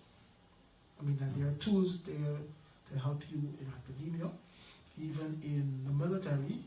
You have to, they teach you how to be logical, how to be consistent. So for me, those were a few of the things that I was able to, skills I was able to transfer. Transferable skills that helped me to attain my goal, attain my objective. If there is someone listening and they may not have had your journey, but completed the bachelor's and has been procrastinating pursuing the master's, what would be your advice to them? First, they have to want to, you have to be motivated to get there, to do it, to start it. If you're not, find that one thing that will motivate you, keep you motivated. Okay? Once you've located that, it can be something, it should be something internal rather than something external. Okay? It's better if it's internal, that way you can drive yourself and get started. Now, there are many challenges that will probably come up. Financing, focusing, staying motivated. Because there are times when the crowd is going to the party and you have assignments to be completed and you're going to be battling, should I go, I can do this later. But if you want to do a good job with what you're required to do, then you're encouraged to stay, finish your work, and then go. You may take a break and go, but you have to be disciplined to know, okay, I said 1 hour, it's now an hour and 15 minutes, I need to go. Many of us don't have that locus of control or self-regulation to be that disciplined. We may have the self-determination, but how do you get to that place where you commit? For everyone, it may be different. I'm a dedicated person. If I take up a cause, I've committed myself to it. I will commit myself to it. I will stay with it until I'm finished. If I find that it's a lost cause, okay, and there are times that we pick up cause that are lost causes, you have to be able to assess it, to determine, and then try to find something good out of it. Find the positive in order to make it successful. The number here is 718-342-0510. 718-342-0510. Dr. Adams, what were some of your challenges? Throughout, from undergrad from undergrad to a master's, time was the issue, one of the many issues, because I was not your traditional student. I was what we call a non-traditional student, meaning that I have a full-time job, I carry full-time classes, you have commitments at home, you have family issues to deal with, work, different things are happening, and you have to be able to juggle all of these things. Okay? So time is of the essence. You have to know when to let go, what to pick up, what to leave alone. Apart from that, you have the issue of sometimes schoolwork can be taxing. You have to know when you need to take a rest, when you need to balance that stress level, how to cope with the stress, the demands of everything that's happening around you. Because sometimes you can lose control of everything. True. I read an article today that talks about mental health issues in academia. There are many people who are, even at the PhD level, who are affected by mental health issues from studying. So you have to be able to know how to balance everything so that it doesn't negatively impact you. And even if it do impact you negatively, you have to be able to open up and talk about it and not see it as stigmatizing. You have to find that one person or that support team to help you balance these things. Okay? The mentors, your advisors are important. They have to be supportive. If you find they are not, then you have to be able to transition from one to the other to find the one who can help you to balance it out. Right. Yeah. 718-342-0510. So you decided I'm going to pursue a master's degree. But a PhD? Why? Yes. Growing up, we always learn never settle for less. Right. Always go for the top. Masters are good. I'm not going to say anything. Having a master's degree is great, but you're not there yet. Okay? What do you mean I'm not there yet? You're not there yet. When you have a PhD, you have, okay, two people come for a job. I have a faculty position of an adjunct. You have a master's, she's got a PhD. Who am I likely to take? The most qualified. PhD, yeah. That's absolutely the most qualified person. Okay? So the master's is good. But the PhD enhances your opportunities, your chances of getting what you want to get, getting the optimal price. In addition, you can conduct research. I mean, you can do research as a master's, you can publish as a master's. But PhD, you're the expert. Dr. Adams, hold on 1 second. I hope my son is listening. Truly, truly, truly, I hope my son is listening. So you want to go call him? I know they were on. He was on. He was on listening, but I hope he's still listening. His aunt is listening. Tell that boy to listen for me, please. Dr. Adams, I want you to just reiterate what you just said.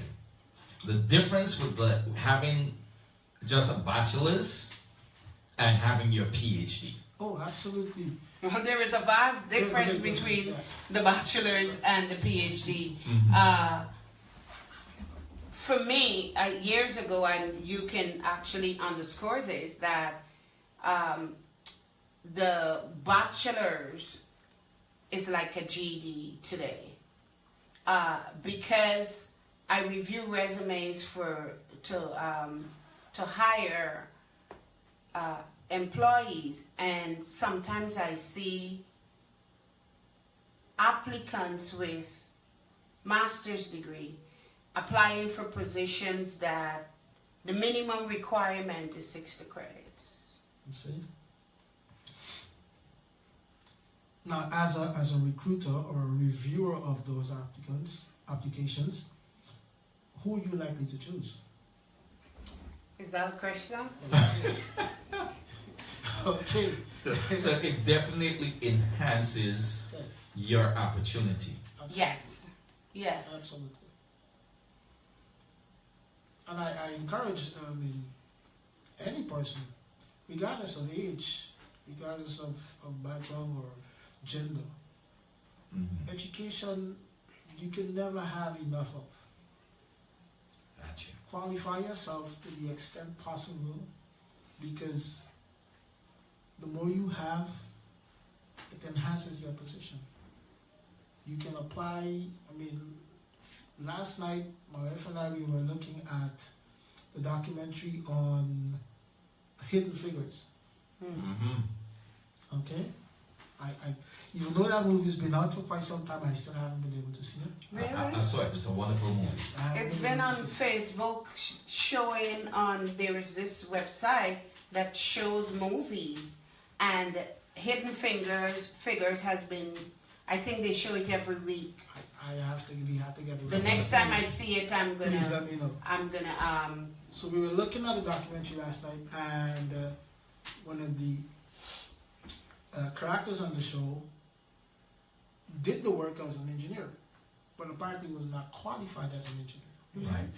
And what she she actually did? went to school yeah, Mm-hmm. to qualify herself as an engineer. Janelle Monáe played that role. So even though you're doing the job, you may not have the document that says you're qualified. Right. They can bring somebody over you and say, this is your boss. You have to teach that person Uh-huh. what you do And it happens all the time. all the time. Wow. And people complain Yes. that this is the second or third time I've been passed over for a promotion, Exactly. Mm-hmm. and I have to teach everyone that they bring. And my question is always why? Yeah. There has to be a reason. Mm-hmm. Now, if You you know? have the qualifications for the job, then you can, in today's environment, you can raise an issue, raise a concern, and have it addressed. But if you don't, you just have to go along. You'll get Yeah. stressed out. You'll get frustrated. Then what happens? You end up leaving the job, starting over fresh. Yeah. So, you said that, it's because of our guidance teaching that you don't ever settle. So, because of that, not wanting to settle, you're like, let me pursue my PhD. But was that ever a dream? Was that ever on your horizon during your life? Have you ever thought about pursuing a PhD and being called Dr. Adams? Absolutely not. Really? Absolutely not. It was until after the masters, I took a 3-year hiatus from academic studies, and coming out of that period, I said, you know what, I think it's time. And that's how I started, Just like that? just like that. I sometimes get a lot of brainwave, so. Yes, just like that. And then there were some other things that were going on my personal life side, and I said, you know what, I am going back to school, get a PhD, because that is the zenith of where one can achieve academically. I'm going for the top, going for the gold, it's the gold medal. After that, there's nothing else to accomplish academically. I've come this far, why not go the extra? Okay, so let's talk about the PhD. We may have some listeners saying, I can understand the bachelor's, yeah, I'll stretch it and go for the master's, but PhD, I can't do that. You can if you put your mind towards it. Whatever the heart can conceive, and the mind, whatever the heart, I forgot to say, whatever the heart can conceive, the mind can reveal, you can achieve. So you have to mentally psych yourself for it. Bring your mind, body, spirit in alignment. Where did you get your motivation from to complete the PhD? Again, the inner locus of control drove me more so. It was a lot I was going through socially, and the school studies became, I dumped myself into it. Oh. So,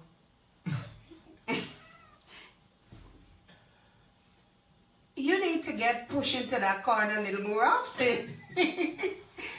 Because of whatever, and that's unique. A lot of people, when anything is happening around them, emotionally or socially, they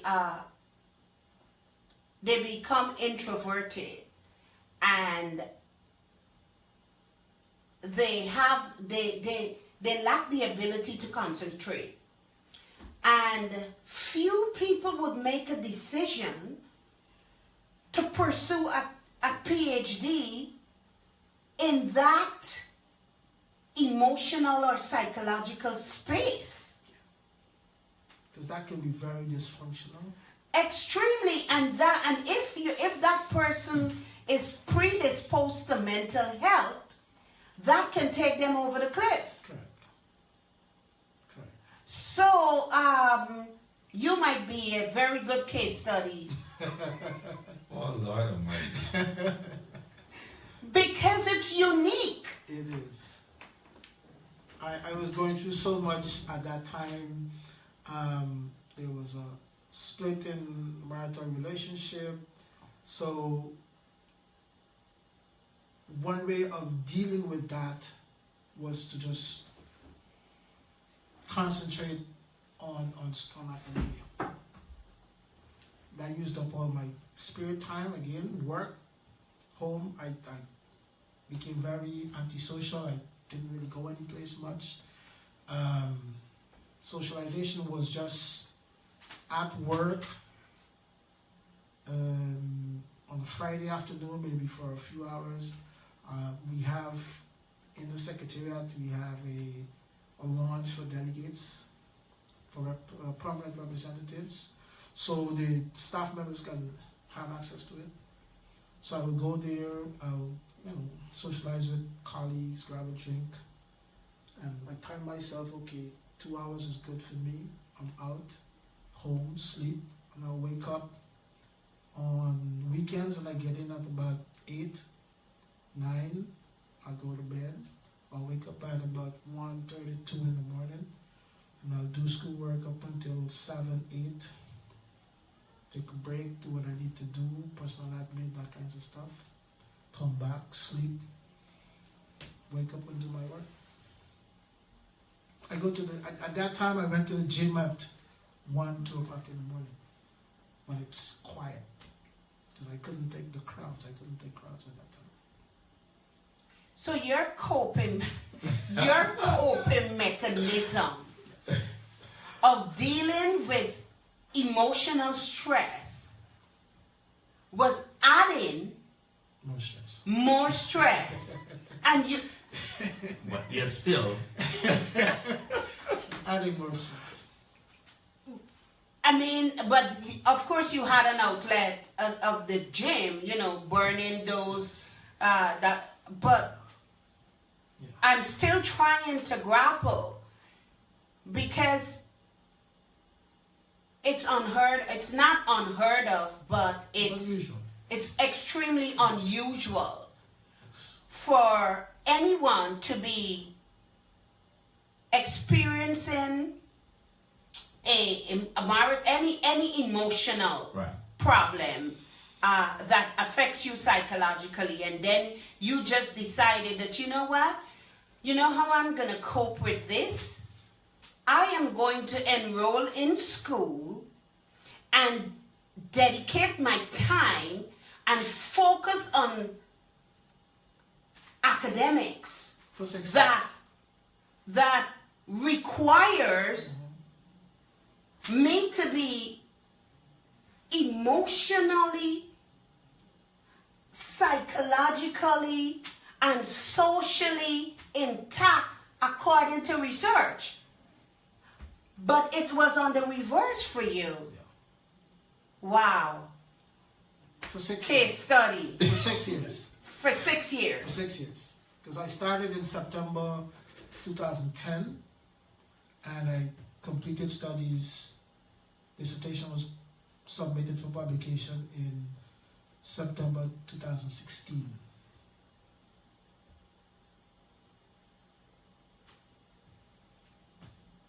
Okay. This is, I'm sure. I know. Listen, a lot of things don't have me speechless and dumbfounded, but this is unique. And that fortitude that you have and that intrinsic motivation, because that came from deep within Absolutely. to propel you in the midst of external chaos to say, okay, I'm going to get tunnel vision No focus. and I am going to focus and get my PhD. Put the blinders on. Yep.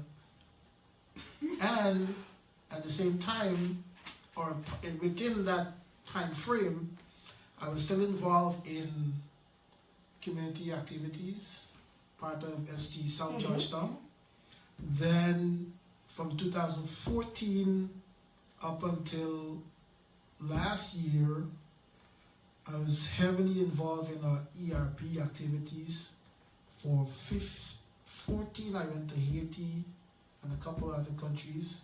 15 and 16, I traveled extensively.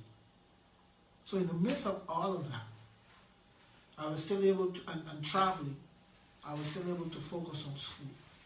Wow. Guys, you heard that? So many times, I'm just gonna stick this in. A lot of times we have personal problems. And we allow the personal problems to defeat us. And we're unable to achieve our goals that we set, pursue our dreams. But here is Dr. Adams, who defied that. And if I can, I'm sure there are other people who can as well. Yeah, but we're just talking about you. Take the credit. Because it's unheard of. The thing is, I just didn't let all that was happening take control of my life, or take control of the situation. Yes, a lot was happening that I kind of pushed to the back burner, deal with it as it come along, okay, but I stayed focused. You need to, now that the PhD is over, you really need to think about how you were able to do that and document it. You might be able to help a lot of people, because men and women, put aside gender, a lot of us don't have that that inner strength, that fortitude,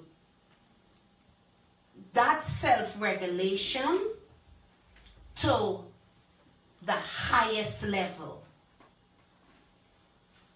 Yeah, to go through, to do all of that. Yes, done, yeah. yes, that self-regulation to the highest level in your case study.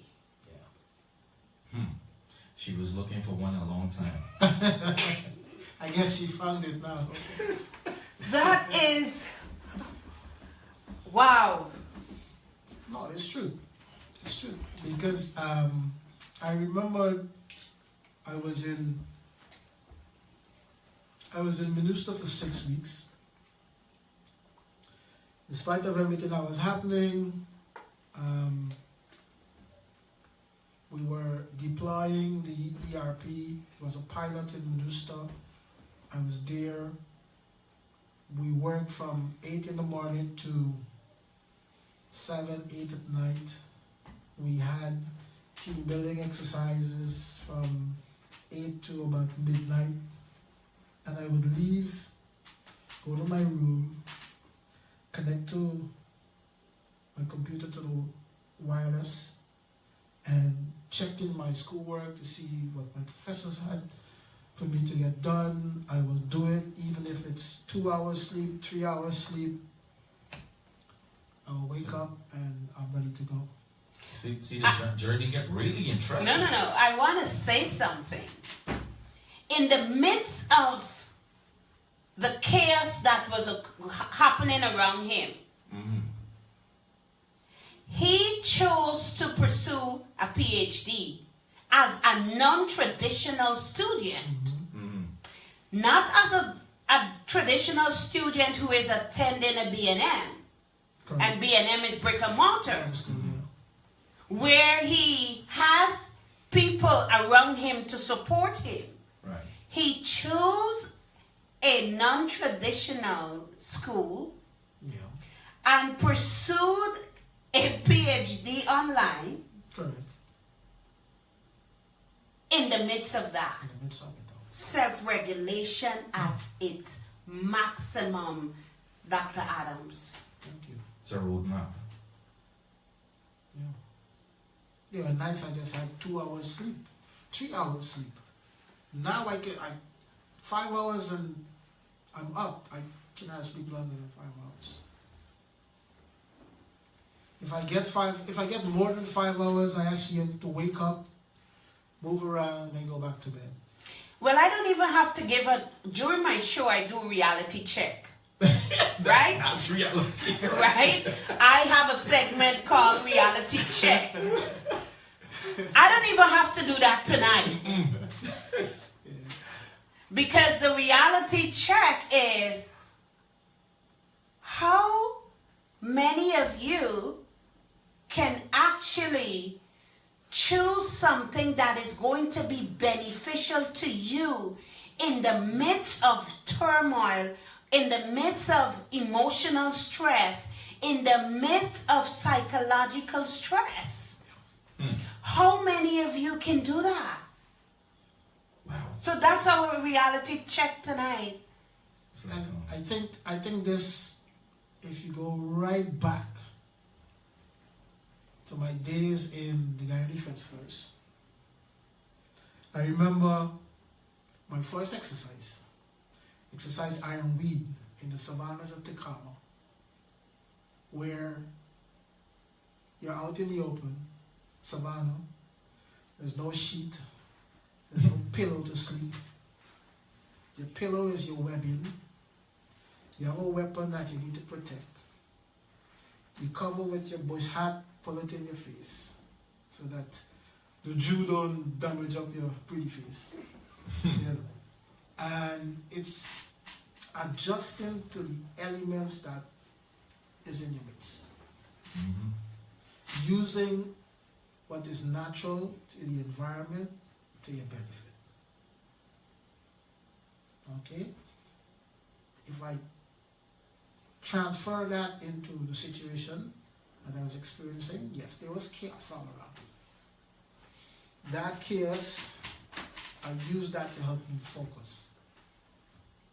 That if I'm home studying or I need to work to get done and I have difficulty focusing, I'll put on the TV. I have Verizon Files, channel 1438 at that time, which is the jazz station, will play in the background. That, because I need to ignore that. And I can focus on what I'm doing. At work, I work with music. I'm the only person who work. You come into my room, there's music playing. Because I need to ignore the music. That forces me to focus on what I'm doing. That's unique. That's unique. I'm sure that there are listeners that can be motivated from your story. And why I'm saying that, because we're so used to dwelling in self-pity, feeling sorry for ourselves whenever something occurs in our lives and that impacts us. And in those moments, we're prone to procrastination. I'll put this off until I get through Yep. this phase. Yep. Let And me the- handle this situation first, and then And the time never, you never Sure. return. So you kept procrastinating Pushing back. on every level of your life. And if if that applies to you and it sounds like, that description sounds like you, how many things have you put off? Because you had the perfect excuse, To push things back. but you didn't. No. I couldn't afford to. What were some of the challenges of the PhD program? For one, adjusting to the online environment whereby there are times when I felt like I was lost. Because you log into your workspace, your portal, and you have the instructions there. Sometimes you read it, it doesn't make sense. I remember I had one class, the epistemology of knowledge. I don't know, it's a miracle that I passed that class. And believe me, miracles do happen. I'm telling you. I was lost. I couldn't find anyone who can really explain things to me. I reached out to the professor. They can do what they can do. Sometimes you grasp it, sometimes you don't. And what I did many times was to find, because in the PhD environment, most of your work are papers. Okay? The session culminates with a long paper, but you do a lot of short papers in between. So what I would do is check first to see how people structure things, if I'm lost. And once I can read through their stuff and see exactly what's happening, I then get creative and I can start my work. Okay? So that was one set of the challenges that I had. The other set of things was, yes, I did take an online class, or had online classes, but the PhD for some reason was just different, totally different. Okay? Because you're working in the middle of the night, 1 o'clock in the morning, you have a question, there's no one for you to call. You can't call your professor at 2 a.m. Even if you can, 2 a.m. New York might be 6 o'clock someplace else. You know, so you have to adjust to that time difference. So what I would do is write what I need to write, submit it, particularly like your posts and these kind of things, submit and then see where it goes. And surprisingly, that might be the one that gets the professors, get them really talking, get everybody going. Because your perspective might be so unique, so different, that you challenge them and have them now coming back to you, and everybody's asking you different questions because either they want to push it a little further, or they don't understand and they want clarity on different things, that kind of stuff. And I love that about the online school, in that you don't have a professor telling you, as we're accustomed to in the brick and mortar schools, that this is what this means. They ask for your interpretation. And sometimes during the study, or during the program, that was kind of different. Because you're accustomed to a professor coming in and giving notes and writing down stuff. I had classes at Georgia when I did my master's, where professors would come in and lecture and you'll take notes from what they're saying. But with the PhD, there's no such thing. They'll provide an article or 2 articles or video, and you have to then look at it and get what you need to get out of it to answer the questions that they provide. So it was a little bit, it was different, and you had to adjust to that. And in adjusting to that, what has that done for you mentally? It expanded your mental capacity in that you're able now to assess what's there and extract, come up with your own version of the situation, or your own version of whatever it is, an article or something. And you might capture something that everyone else has surpassed. You might capture something that people have spoken about, but presented in a totally different way, shedding total new light to it, and bring about a re-emergence of a particular perspective. So it was pretty interesting. What other challenges did you encounter?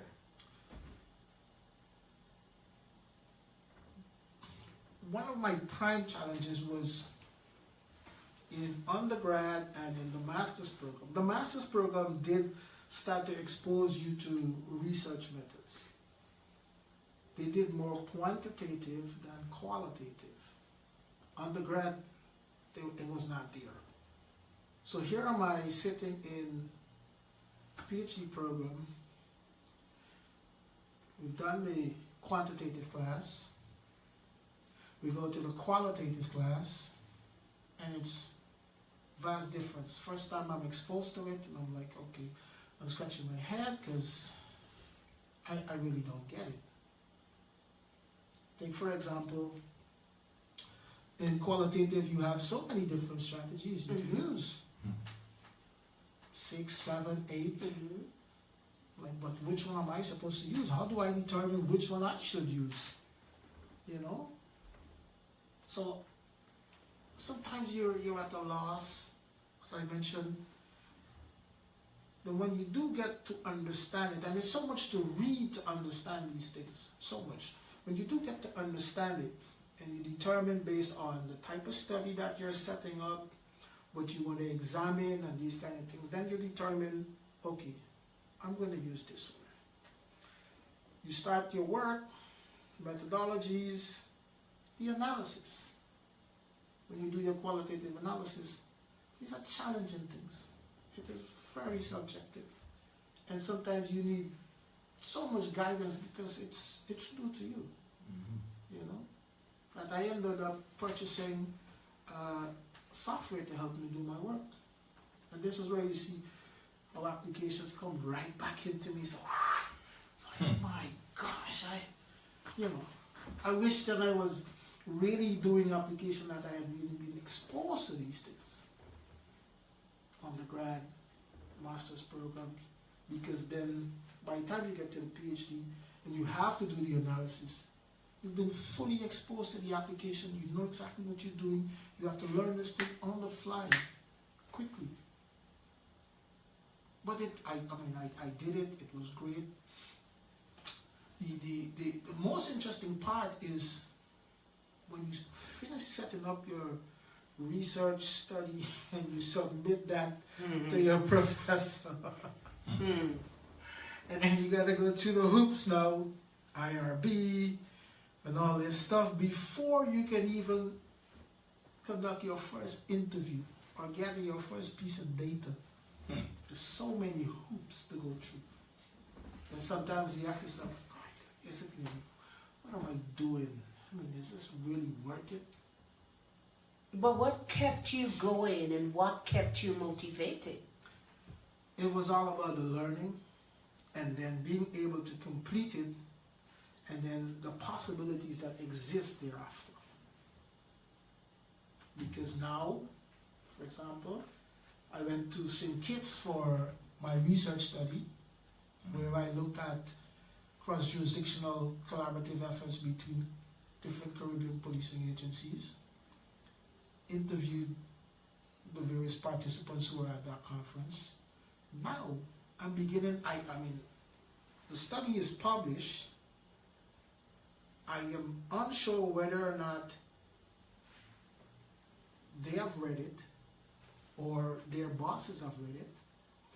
Surprisingly, we had, in Guyana, you had the intersessional session of the CARICOM heads of government. President Granger brought up one of the issues that was highlighted in my study. Because in interviewing the participants, looking at the challenges that they experience in having these cross-jurisdictional collaborative work, was the issue of policing tools. One of the tools is a regional arrest warrant. There's no such thing. That was one of your recommendations? That was one of my findings, and the recommendation was that for governments, Caribbean governments through CARICOM, to institute, to move and have these things done, put them in place so that police can get to do their work. You know? So when I heard that the president brought this up, it really captured my attention, because at that point my dissertation was not published. So I was like thinking, oh my goodness, how can I get to this intersessional? Should I consider going back to the conference? I mean, because now you recognize that there's a relationship between my work, my study, and what he's talking about. He needs to read the rest of my stuff, okay, at that level, and expand what they're doing so that you can make the regional and safer. So when you think about these things, you begin to now understand why you need to have a PhD. Because heads of government are saying things, they're making reports, they're approving policies, but then they need data. In the Caribbean, we have a huge gap. Caribbean policing do not capture data. Okay? There's a dearth of evidence on Caribbean policing studies. There's nothing. Wow. I was surprised. So now, I'm now saying, okay, I need to really use my PhD to conduct tremendous amounts of research, generate data, knowledge that can be used to support policies around the Caribbean with regards to policing. So there's a direct relationship between the work you've done, the accomplishment academically to having a PhD, and what is it you want to do in the long run. Now, at a bachelor's level, they might not, who wrote this? A bachelor. But when they say this was written by a PhD candidate, okay, let's review what was said. Let's see how what the recommendations are, how they could be implemented, whether or not it's credible, that kind of stuff. What would you say to, the research, only 50% of people that started their PhDs completed. Really? 50%. 50% are ABDs. And 2% are PhDs. Wow. Yeah. So, what would you say to someone that is listening? First thing, what helped you other than, yes, I'm seeing the finish line and some of the things that I can accomplish after my degree. But what else drove you that you can share with listeners to help them? Apart from those mentioned,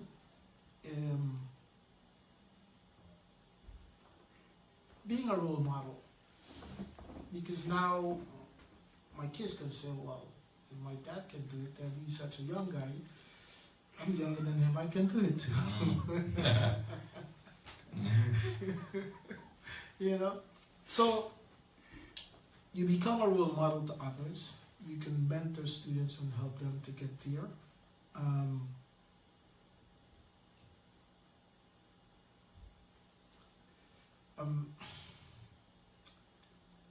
And you have that your own goals to accomplish, your own intrinsic fulfillment, that you started something, you've worked on it, you're looking at the timeline to the finish line, you can see that light in the tunnel is getting larger as you move closer to it.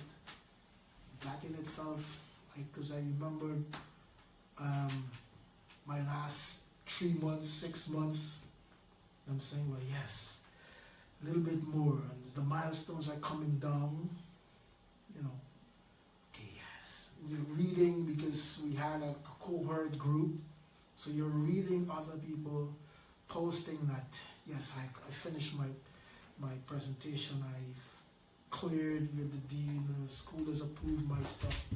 That in itself motivates you to stay focused. Okay, so you're using your peers as benchmarks. Say, okay, I'm not that far off. I can get there. A little more. I can get there. Because at the end of it, you've started something, you want to see it to the end. You want to be sure that you've completed it. You're successful at starting and working through it, overcoming the challenges, and getting to the end of it.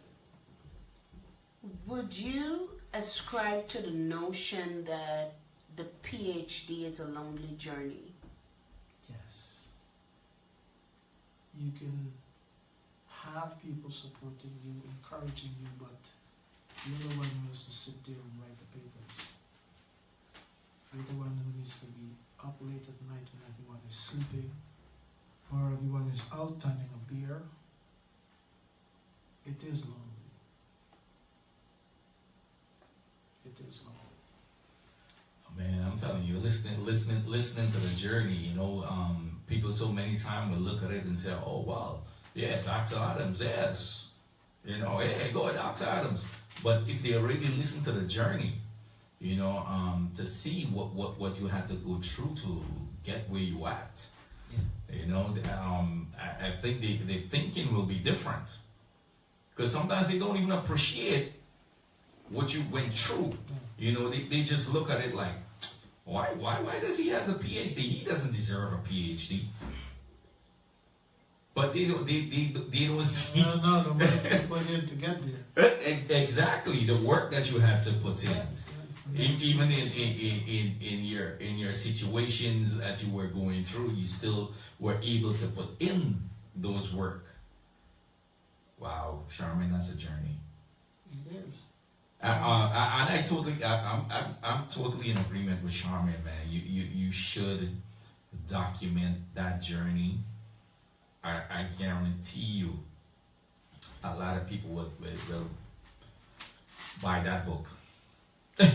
Because we are prone to submitting to whatever circumstances surrounds us at that time. Right.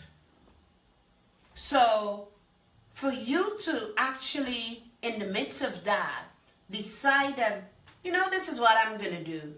I am going to ignore everything that is going on around me and focus on obtaining a PhD, which is, of course, the highest level of academia. Right. And it's a difficult journey. Yeah. And as you mentioned, it's a lonely journey. And it's a lonely journey. Absolutely. You know, one of the saying people would say, "Oh well, when life give you lemon, you make lemonade." But can you drink the lemonade when you make it? Because you might be making it without sugar. Exactly. It might just be lemon and water. Brackish. That might be good too, is that not even with started. You know? Listen, I remember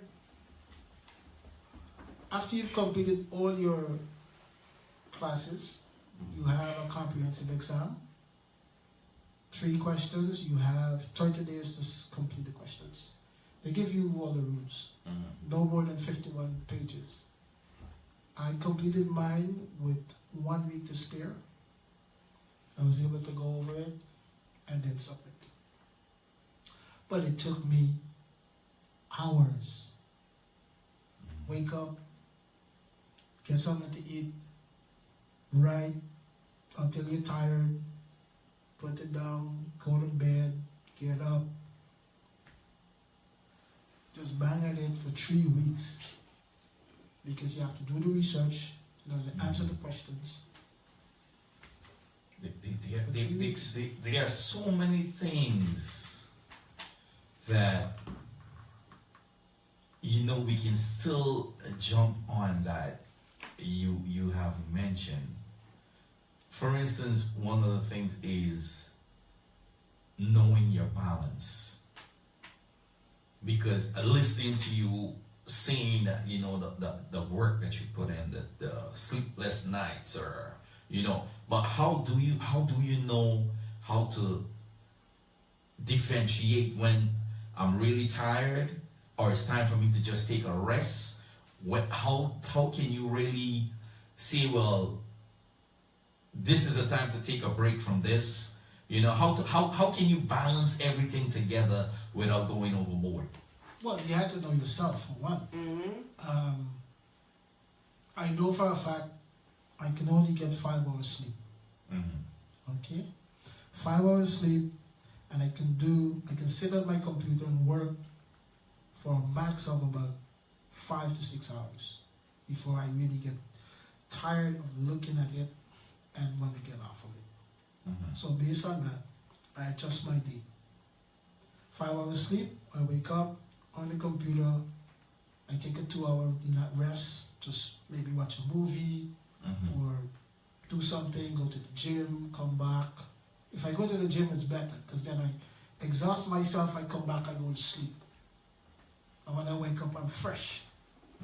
Yes, as long as I start my work after I wake up, Right. I can put as much as I can into it, and then I get off, I take a break, do something else. You know. And at that time I was living alone, so I had to cook, I had to do my own laundry, Wow. that kinds of stuff. Okay. So basically is knowing your balance there is one of the things that kind of help you to get through from going over the edge, like, you know, Sharmin was saying, is like impossible to find someone that really go through that and it's still able to do what you did. You have to know yourself. Wow. Yeah. See the importance of self-discovery Yeah. and understanding who you are, Yeah. so that you could know your boundaries and your limitations and not push yourself. Over the edge. See now you just tied it in there now. So from the previous show now they understand why Miss Sharmin was saying that. Here you are. Yeah. Because if you know who you are and you're pursuing a PhD, you understand your limitations. Right. You understand that, okay, this is as far as I can go. I can survive on 5 hours of sleep Monday through Wednesday. Right. But Thursday, Friday, I have to get 8 hours. Or because of my mental illness, I might not be able to pursue a PhD. You have to know yourself. You have to know yourself. You have to know who you are. You have to know your limitation. You have to know your predisposition. Correct. If Auntie Gertrude suffer from depression, and Uncle Bertie, had whatever, you might not be a very good candidate for a PhD. Uncle Bertie, if you're listening, she's not talking to you.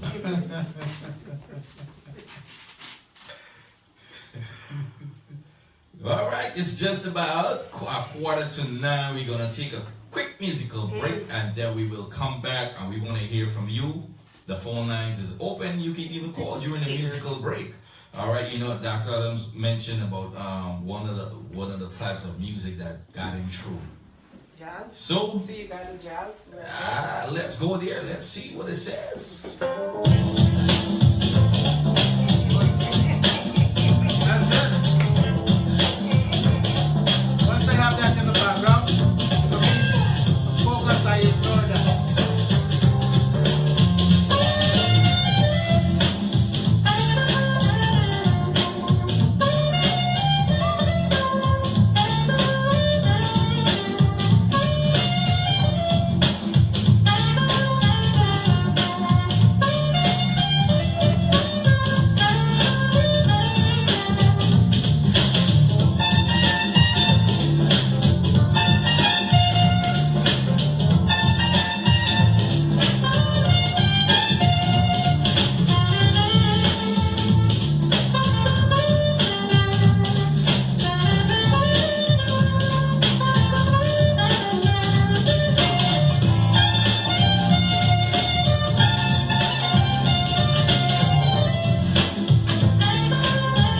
$718-342-0510. That's 718-342-0510 is the number.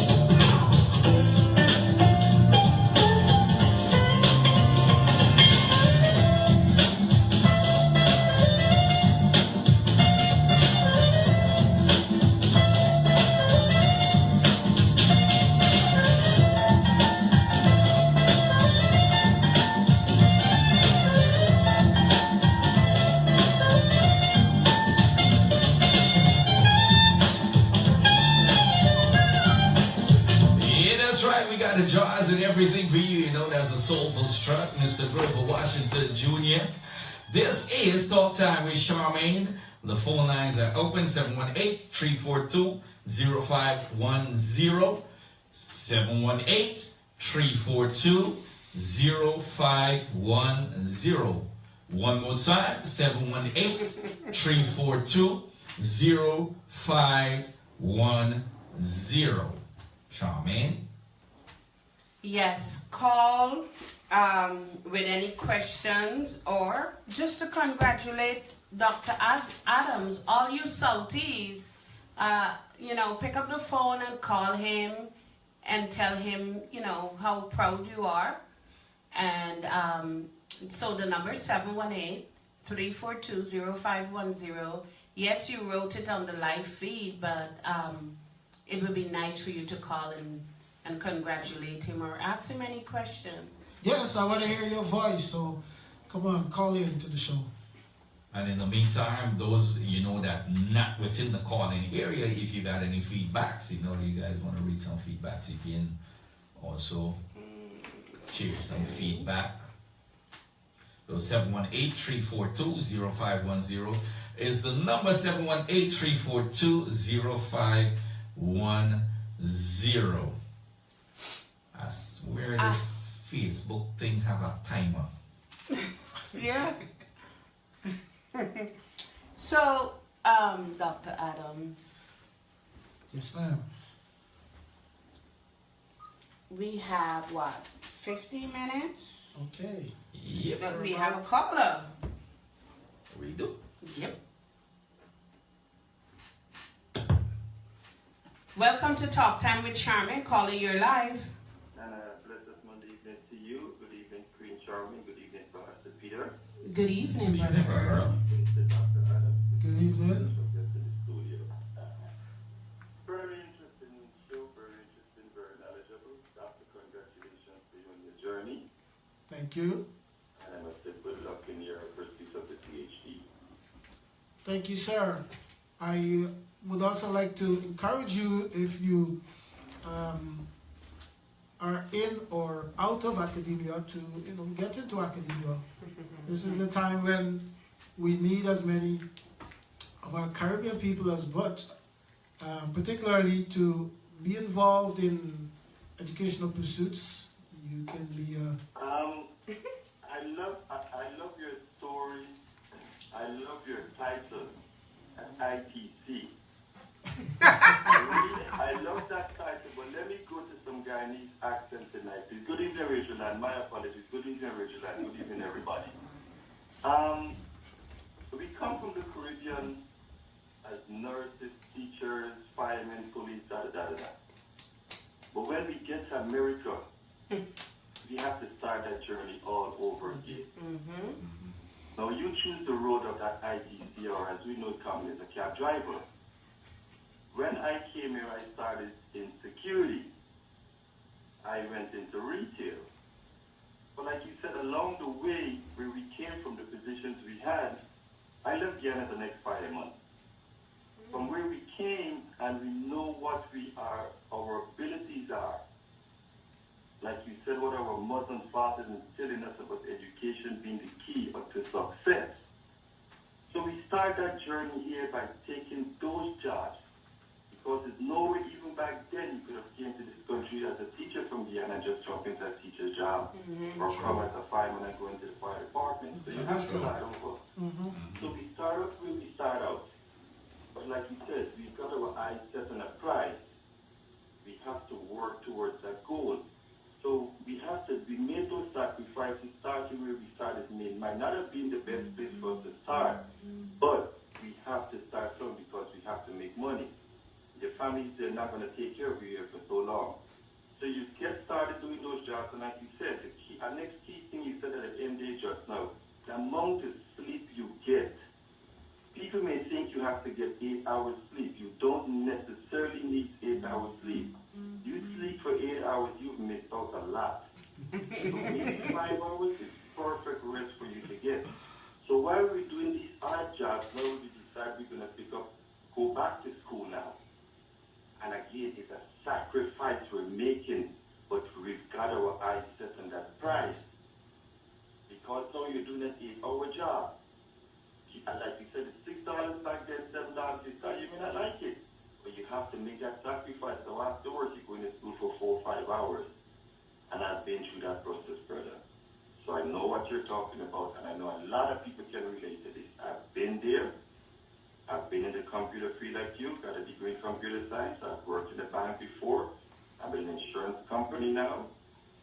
And I know Queen Sharmin may not like my statement. I'm comfortable in myself. Looking forward to retirement soon. So thank you for that. It's a very good suggestion. But for Brother Earl to go for that PhD now, maybe I should have been a little more motivated back then. If I got this kind of thought back then when I was at it, I probably would have done it. But you did some great things. I was also in the criminal justice field for a little bit, so I know a few things into that area. So great conversation in future. Big up the Vital Radio Station. Big up the management. This is what I look forward to on a Monday night. My topics I can relate to, learn some more, and shed some light on it. Wonderful. All right, Brother Earl. Thank you so much, brother. Thank you much, all. Thank you. Good night. All right, Thank you. 718-342-0510 is the number. 718-342-0510 is the number. While we still have a few minutes. So, in the few minutes, Dr. Adams, what would you like to leave with our listeners? Well, I tell you what. As Brother Earl said, we came from our various parts. And those parts was brought us to the United States, which is also known as the land of opportunity. We here, we have the opportunity to pursue anything you want to pursue. Your dreams can come true. Miracles still happen. But what is not said is the amount of work you have to put in to make the miracle happen. So I would definitely encourage anyone to invest time in yourself, educate yourself, because once you've acquired education, formal education in the United States, and you leave, you can go any part of the world. It is accepted, it is recognized. If you have an education elsewhere and you come here, again, as Brother Earl mentioned, you have to start over. So, get an education from here, you can go anywhere, you'll be recognized in your field, you can do, the sky is the limit, pretty much. You know, you can be anything you want to be all as you want to be, as the U.S. Army motto goes. Be all as you can be. So, I would say, don't be overcome by your circumstances. You have to focus, you have to know what you want, and you have to design a path that gets you there. Formulate a strategy in spite of whatever is happening. I know it's hard, it's challenging, it's difficult. Believe me, there are many days, many nights I shed tears, you know. But I knew what I wanted, I knew where I wanted to be. I devised a strategy to get there, and along the way, I lost friends along the journey, and I gained valuable friends as I came along. When I started this process, I got separated, I was divorced, and as I came along, I found a lovely woman, kind-hearted. We got married, and I'm no longer lonely, you know. So just be prepared to make your sacrifice. Make your mark on your life, make your mark on the world. You know, as Steve Harvey said, when you look at a tombstone, there are important things on it. It has the year you were born and the year you died. The gap between there, that's your mark on the world. So make your mark. I want to take this opportunity to turn it back over to Sharmin and say to everyone, thank you very much. It's been a great program. I hope to be back to discuss some more pertinent issues related to the Caribbean and related to the United States. Definitely, you need to come back and share your dissertation with us, what you did for your dissertation. and the information that you have, the recommendations that you presented in your dissertation, and how it can apply and really help the Caribbean. Certainly. So I thank you, and I hope that you, this is not the last time our listeners and viewers hear or see you. Certainly not. It's just the first. Okay. I want to say thank you guys for tuning in. You know, last week I shared, because I learned a new art of sharing my videos from my Talk Time with Sharmin page. Rightly. Yes, I take the time to share it in every, you know, I learned the art. I'm not giving it away. So last week I think I said that we had reached 7,000 people, and by the time I got home it was like 8. But tonight I am happy to report that we have reached 20,000. Wow. And 87, and it keeps growing. I just showed him and it was 18,000. Wow. We've reached 20,000 people, and I was debating what does reach means. And what does reach means on those pages is that people that actually view the posts, they might not have viewing of the video is 3.6 thousand, but people that actually saw the post is 20,087. Wow. So, you know, I learned. So thank you guys. Thank you guys for tuning in. I just want to say, Dr. Adams, even when you return, because you'll be returning, you'll become a family of Talk Time with Sharmin. When people don't call, it's not a sign that they're not listening. Exactly. People are listening, but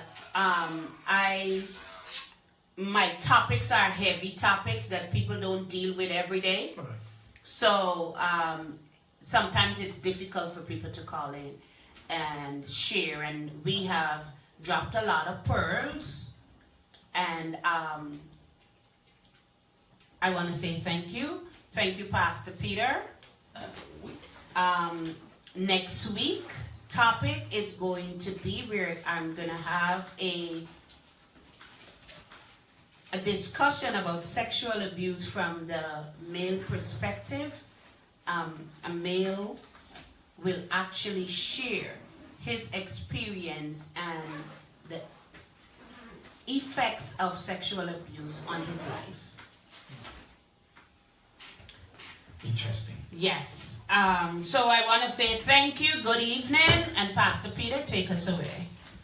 Well, once again, listeners, we want to thank you, as usual, you know, Sharmin says, for always being faithful, tuning in. You know, even though, I don't know about you out there, but I sure did enjoy this journey, because it gives me motivation. Not only for myself, but something that I can tell my kids that will be able to motivate them to achieve their goals too. You know, so before we go, you know, we don't leave you just like that. So we just gonna say a quick word of prayer. Father, in the name of Jesus, we thank you this evening for Talk Time with Sharmin. We thank you for Dr. Adams for sharing his life journey with us. We thank you for all the listeners that have learned today, because I always refer to the scripture in the book of Proverbs that says, my people perish for the lack of knowledge. And we thank you that you can provide the people with the knowledge to give to those out there that is lacking. Lord, we just thank you once again, and we give you all the praise, the honor, and the glory. Amen. Thank you for the first time listeners. And thank you for our faithful and avid listeners. Good evening. Live DJs, our phone lines are always open, so you can call us up and spread some love or requests. Our telephone number is Felicia, now?